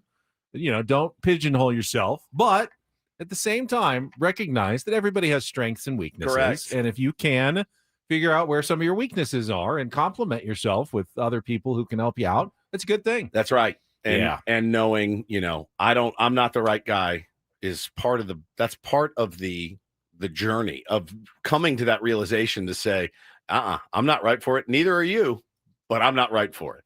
And that helps. It helps a lot. Ready for a little football threesome? Sure. Day late and $1 short. Let's get to it. Can Ben and Woods interest you in a threesome? A threesome would be fun. No, not that kind of threesome. Talk dirty to me. We're talking end-arounds, the best tight ends in the world, and going all the way in this game of inches. 2 inches short, maybe less. Story of my life. It's the NFL threesome with Ben and Woods, brought to you by Hamul Casino Resort, the Players' Place, on 97.3 The Fan. Personal foul, 69, offense. He was giving them the business. Tonight's Thursday night matchup does not look like it's going to be a real I think exciting it's game. be ugly, low scoring. Really somewhere in game. the 10-7. I like the area. Broncos. I like the Broncos too, but not by a lot. Be very. Maybe a field goal. We'll carry it here on 97.3 The Fan. I don't even know if you want to bother. Yeah, 10-7, somewhere around that neighborhood. But if Denver does win, they'll be 8-2 and have the NFL's best record, as we all predict. Despite most football experts going, they're not really a very good team with a bad quarterback, and yet they're 8-2. How do you don't luck into 8-2 in this league? I don't think you so. You just don't. I didn't think that it was possible, but and I don't want to. You can't take away all the credit. Their only losses now, and they did win last night over the Raiders, 10-7. Yep. Their only losses are to the Colts and Chargers. Yeah, two pretty decent teams. They've won every other game they've played. Crazy. All right, intriguing matchup of the weekend. I think the NFC West is very fascinating. We got a big one on Sunday afternoon. The LA Rams visiting the San Francisco 49ers. Yeah, always a good rivalry. 6-2 at 6-3. Battle sort of for first place. Of course, Seattle's also 6-2. So you kind of got a three-way race right now in the NFC West, and that's one of the better games you're going to get this weekend. I really like that Jets-Browns game. That's the game that intrigues me the most. What are the Browns going to do without Paul DePodesta anymore? We have not talked about that We have yet. not. Leaving the Browns to take over the Colorado Rockies. The outhouse to the outhouse, kind of. I don't blame the Rockies. They're going completely different direction. They've been the least analytical organization in baseball, and they're hiring literally Peter Brand from Moneyball to run their team. Wow. So, I'll give them some credit. Yeah, they're trying something new. Trying something different, because what they're doing has not worked. Is clearly not working. So they're going to go in a different direction. I think a lot of people are going, Paul DePodesta 12, 15 years ago might have been interesting. After a decade in the NFL, it's an odd hire. But again, credit them for doing something else. Any other matchups that anyone wants to talk about? I think Monday night is a really, really good one. Okay. Philly at Green Bay. Sure. Bit of a reach, but maybe New England, Tampa Bay could be good. good. Could be good Oh, too. Drake May against Baker Mayfield. Yeah. I like that one a I lot. like that one as well. All right, picks of the week. My winning streak is over. I picked we both picked the Patriots. Both picked the last Patriots. week. They Didn't won. cover. They did not cover against the Atlanta Falcons last week. So try to start a new streak this week. I mentioned him earlier when I was talking about Prize Picks. I like Rico Dowdle and the Carolina Panthers have been playing better football than people think. They have a winning record now. They are only 5.5-point favorites at home against a pretty bad New Orleans Saints team. I think they can cover that at home, rushing the ball effectively. Give me the Carolina Panthers. I'm also interested in that Atlanta-Indianapolis game because Indianapolis just traded for Sauce Gardner. They're playing in Berlin, Germany. So it's like, are they? I didn't realize so that. they're like, hey, we traded for you. We also have to fly. We have to go to Berlin. It's like 6 a.m., to play. 6:30. Yeah, 6:30 in the morning on Sunday. That's actually the game that I'm going to take. I'm going to take the Colts to cover 6.5 against the Falcons. Okay, Paulie. I will take a little bit of a bigger point spread. I will take the Detroit Lions -8 against the Washington Commanders. Commanders without Jaden Daniels, who won't need surgery but got hurt last week. Yeah, it's not bad. It's a big spread, but does feel like it's That something offense that the potential Lions could cover in that game. All right, as well, we're talking football, and it's Friday. Might as well get to the super sexy Saturday Stinkfist schedule. Here's your best lineup for college football fans starting tomorrow at 9 a.m. A Big 12 showdown, Woods. BYU, number 7 in the country and undefeated at number 8, Texas Tech. Crazy, they're undefeated. Winner has the inside road to the playoff berth from the Big 12. Did you see they just suspended one of their players? BYU did. Oh, they did? Yes, they suspended. Drink a soda or some coffee or something? He swore. Oh, at practice. Did? Yeah. Is that really it? That's a true story. Yeah.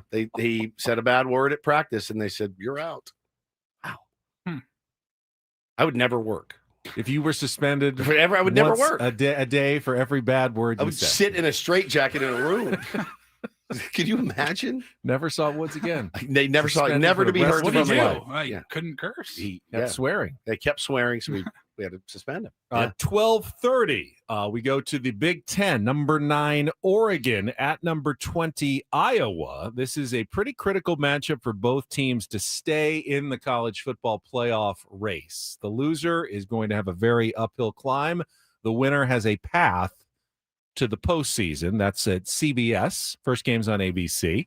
And then at 4:30, it's kind of a mediocre wrap up to the night, but I'll go with LSU at number 4 Alabama. LSU with their new interim head coach did beat Texas A&M last week.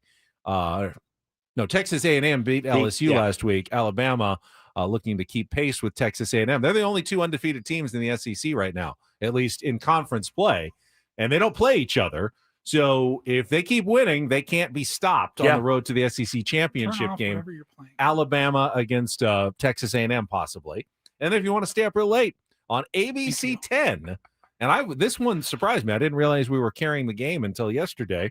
The Aztecs play at Hawaii, and it will be aired locally on Channel 10.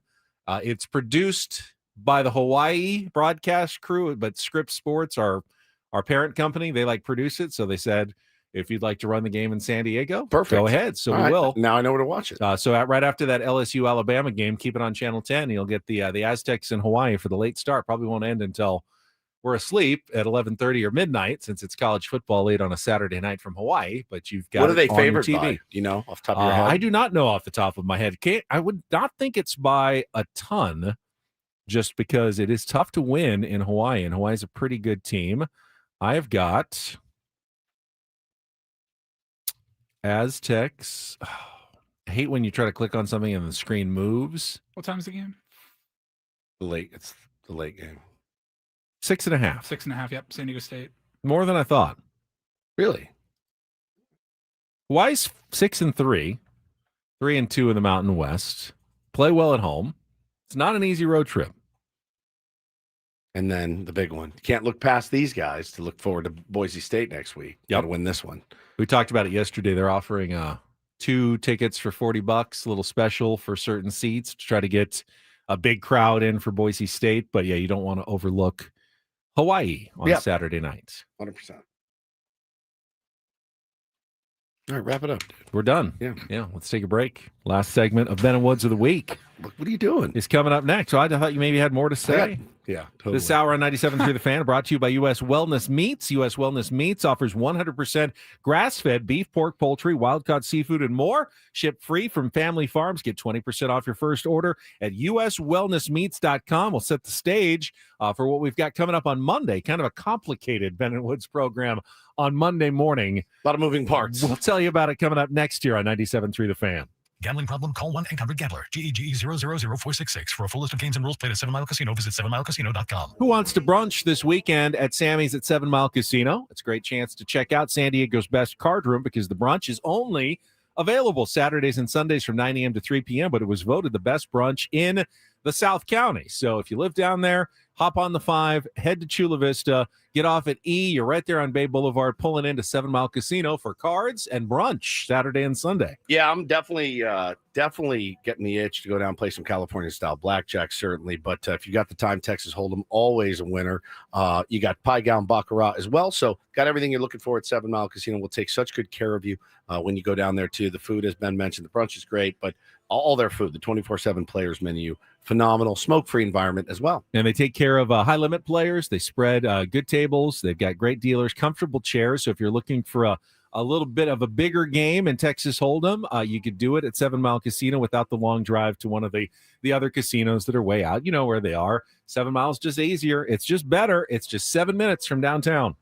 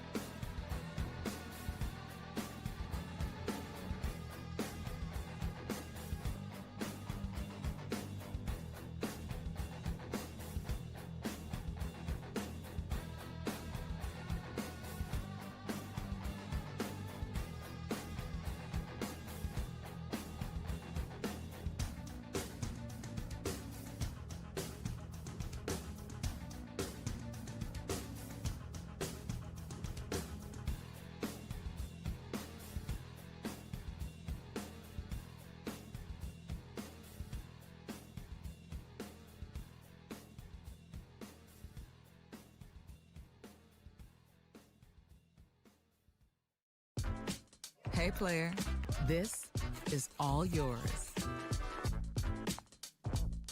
This room with this view. This speakeasy with this cocktail. Hey, could you make that too? The spa with this. Ah. And this pool on this roof. This is all for you. The all-new Hamul Casino Resort, now open.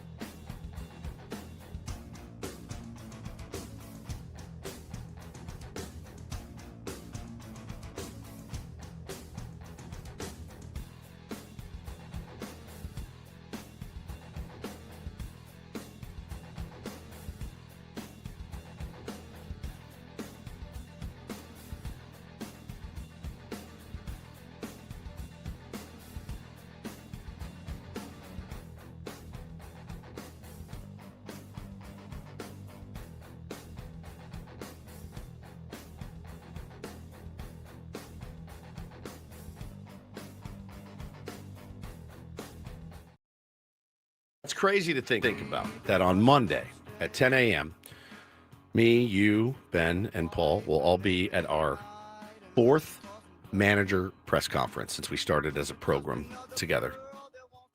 Jace Tingler. Yep, Jace's. We were there. We were at Bob Melvin's. We were at Mike Schultz. And we will be at Craig Stammen's. The Schilt one was, that was wild that day because I want to say that was like the week before Thanksgiving. It was November 21st. It was late, yeah, because Peter Seidler had passed away earlier that month. Yep. And I don't want to say like the team didn't go dark, but they weren't like, okay, hey, Peter died on a Tuesday. Let's do our manager press conference on Wednesday. Yeah. Like there had to be some time. And like that was kind of the first you had heard from anybody with the team. Don Orsillo leading the ceremonies, and AJ, whoever else spoke. I mean, it was almost like a funeral and a hiring press conference as well. No question. I believe that Bruce Bochy was hired as manager in 1995. Mm-hmm. I was in high school. I was not at that one. I've been at every one since. Really? Yeah, I was at Bud Black's. I was at Andy Green's. Then Jay Stingler with you guys, obviously. Then, of course, Bob Melvin, Mike Schultz, and now we will be there on Monday. Now, how are we going to be there on Monday is the question, because the news conference to introduce Craig Stammen is scheduled for 10 a.m., right at the end of this show.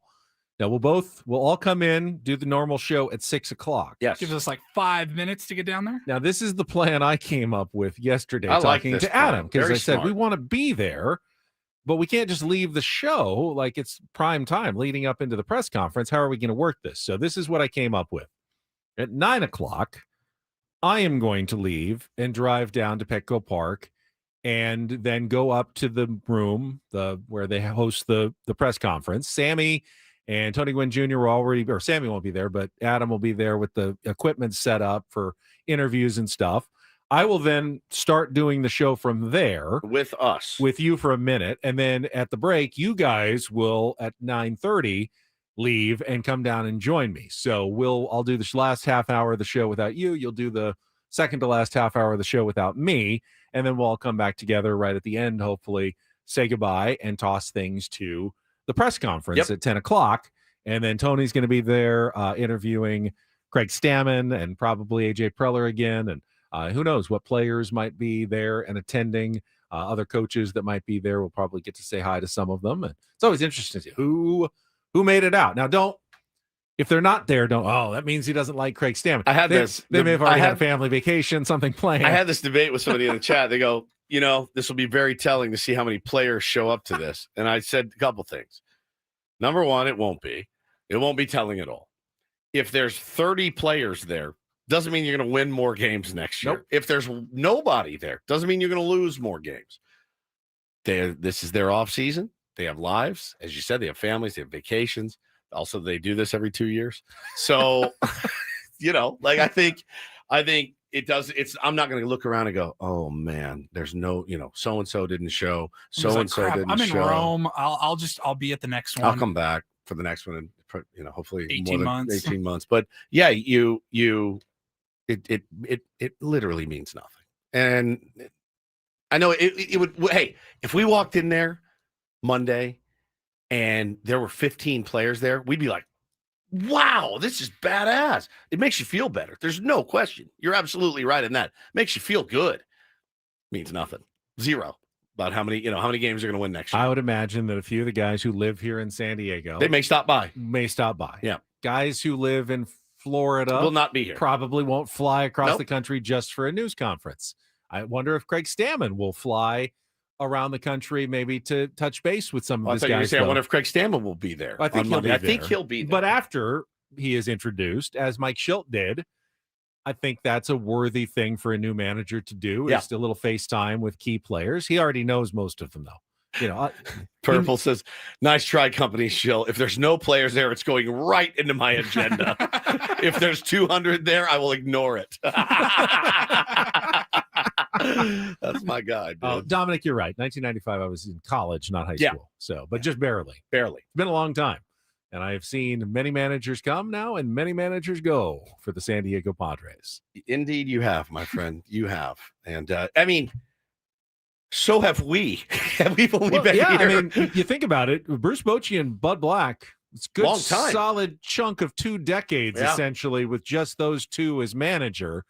Since then, the turnover has been quite a bit more aggressive in AJ Preller's tenure as general manager. No question. Yeah. No question. Kevin Towers was a little more a stick with the manager I got here for a while. Which I think also made people insane for true. a while. That's true. There's no winning in baseball unless you actually win. Turns out if you win, you do whatever you want. Bud Black had him in studio recently. Really great guy, Phenomenal. Great manager. Spent a decade, pretty much, just under a decade as manager of the San Diego Padres. Playoff appearances? Zero. Came really close that first year. Yep. Matt Holliday close that first year. And after that? Nada. That's a bummer. Yeah, I know. That's a bummer. So we will be there Monday, hanging out. I'm not asking a question this year. No, I was wondering. No, I don't want to. Just want to be left alone. Yeah. Is that all right? That's fine. Let me take it in. So I don't want to do bits all the time. I'm tired. Dog tired. Disneyland broke me yesterday. Wore me out. Very predictable on the order of who gets to ask questions at these. Yes. Kevin AC. AJ Cassavell. Dennis Lynn. There you go. Then probably Jeff Sanders. Yep. And back to Kevin AC. Follow up. Then he'll probably go to some of the TV guys. Darnay. Yeah. Jake. Well, you're a TV guy. Will you ask a question? And if I want to, I will. But let's actually put it on the TV guy to ask a question. I'm not afraid to ask a question, but I don't want to ask a question just to ask a question. If I think of a good question that I want answered, I will ask it. I don't feel like I feel like there's some people in those press conferences that raise their hands and then try to think of a question to ask once they realize that, they're coming to me. I kind of am looking and I go, you know what? I'd be interested to hear what he has to say about that. And then I raise my hand because I have a question, not the other way around. Did you see who else was at Disneyland yesterday? Yes, I did. Mookie Betts. Mookie Betts was also in the torture chamber with his for his daughter's 7th birthday. He took a picture of the two goofies together. Yeah. So I asked Bo, I said, hey, if we had seen Mookie Betts, would you have gone up to him and said hello? He goes, yes. And I go, really? He goes, yeah, because he hates the Dodgers. I mean, he hates them. And he won't even wear blue. And he's like, he goes, but I like Mookie. And I go, I'm with you, dude. I probably would have said hello too. Hey, hate your team. Talk a lot of smack about him, but that's a hell of a job you guys did in the World Series. He's tough. He's a tough dude to hate for sure. But yeah, he was at Disney too. And, he's just there among the people. Like they don't, they're not like special areas for Mookie Betts and family. But yeah, he happened to be there. He probably got there when we were leaving at 1:00 because who leaves Disneyland at 1:00 unless you're my child? Yeah. I mean, if you have infants, toddlers, yeah. But most people, like if they get there, they're there for the day. Yeah. You know why? Because it's really expensive. They want to get their But money's worth. You know what's funny? The longer you stay, the more expensive it is. If we had stayed, what I spent on That's a good point. The longer you stay, you're going to spend more money.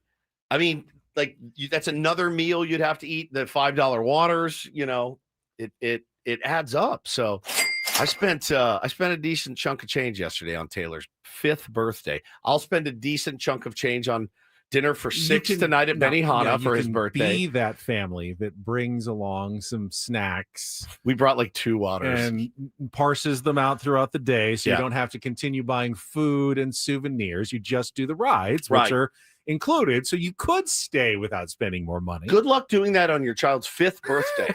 I want a toy. I want ice cream. It's my birthday. Like, all right. Did you go to the candy store? I was. Of course we went to the candy store. Oh, you did? Yes. I didn't get anything. I didn't let them get anything, but they got ice cream in the ice cream. In the back of the candy store? Bro, my son, my 7-year-old, with the all-time line. We have traffic. Yeah. My 7-year-old, we're walking up. He sees the sign. He goes, hand scooped. I go, yeah. He goes, they scoop it with their hands? He laid just grab a cone. He laid me out, dude. I looked at him. He goes, they don't have the things? I go, yes, they have the things. And the Hannah goes, but wait, how else would you scoop it if it's not with your hand? I go, I want to go to the place that's foot scooped. That's what I want. Bro, I was in. He wants scoop. Are there a lot of places that have robots that are doing I was in tears. He looked at me in horror. He goes, hand scooped. I've never gone to an ice cream parlor that was anything but hand scooped. If it's in the buckets, I forgot about there's that. no way to get it into the cone. Just murdered it, dude. It murdered me. It out. It murdered. Hand scooped. Yes. They use their hands? No. It's unbelievable, dude. All right, Sue is chomping at the bit for a last check of traffic on 97.3 The Fan. From the 855 Get Ross Traffic Center, protecting San Diego after accidents or injury. So clearing an accident on the 15 on the southbound side at 9th Avenue. It is very slow. You've got at least 2 lanes down over here. But good news on the 94 eastbound at Federal Boulevard. We had a trash can in the right lane. That cleared away. But now we're just real slow on the northbound side of the 125 right at the 94. Just a stop and go ride. But no delays to tell you about on the 8. The 805 looks great and no delays on the 5. I'm Sue Aller with Ben and Woods, San Diego's #1 sports station, 97.3 The Fan. I'm having an amusing text discussion with Jamie, the SID at San Diego State, is going, wait, our game is on Channel 10 tomorrow? I go, yes, I just found out about it yesterday as well. He goes, great. Oh, we were trying to put together a graphic. You click here and then put this log username to watch. No, you can watch the Aztecs game on Channel 10 tomorrow night at 8 o'clock. It's the Hawaii broadcast produced, but we will have it for you on Channel 10. He didn't even know. So have a good weekend, guys. All right, have a good weekend, everybody. We'll be back on Monday. Craig Stammen, introductory news conference and more. For Paulie Rindle and Stephen Woods, I'm Ben Higgins. The Midday Show is coming up next here on San Diego's #1 sports station, 97.3 The Fan.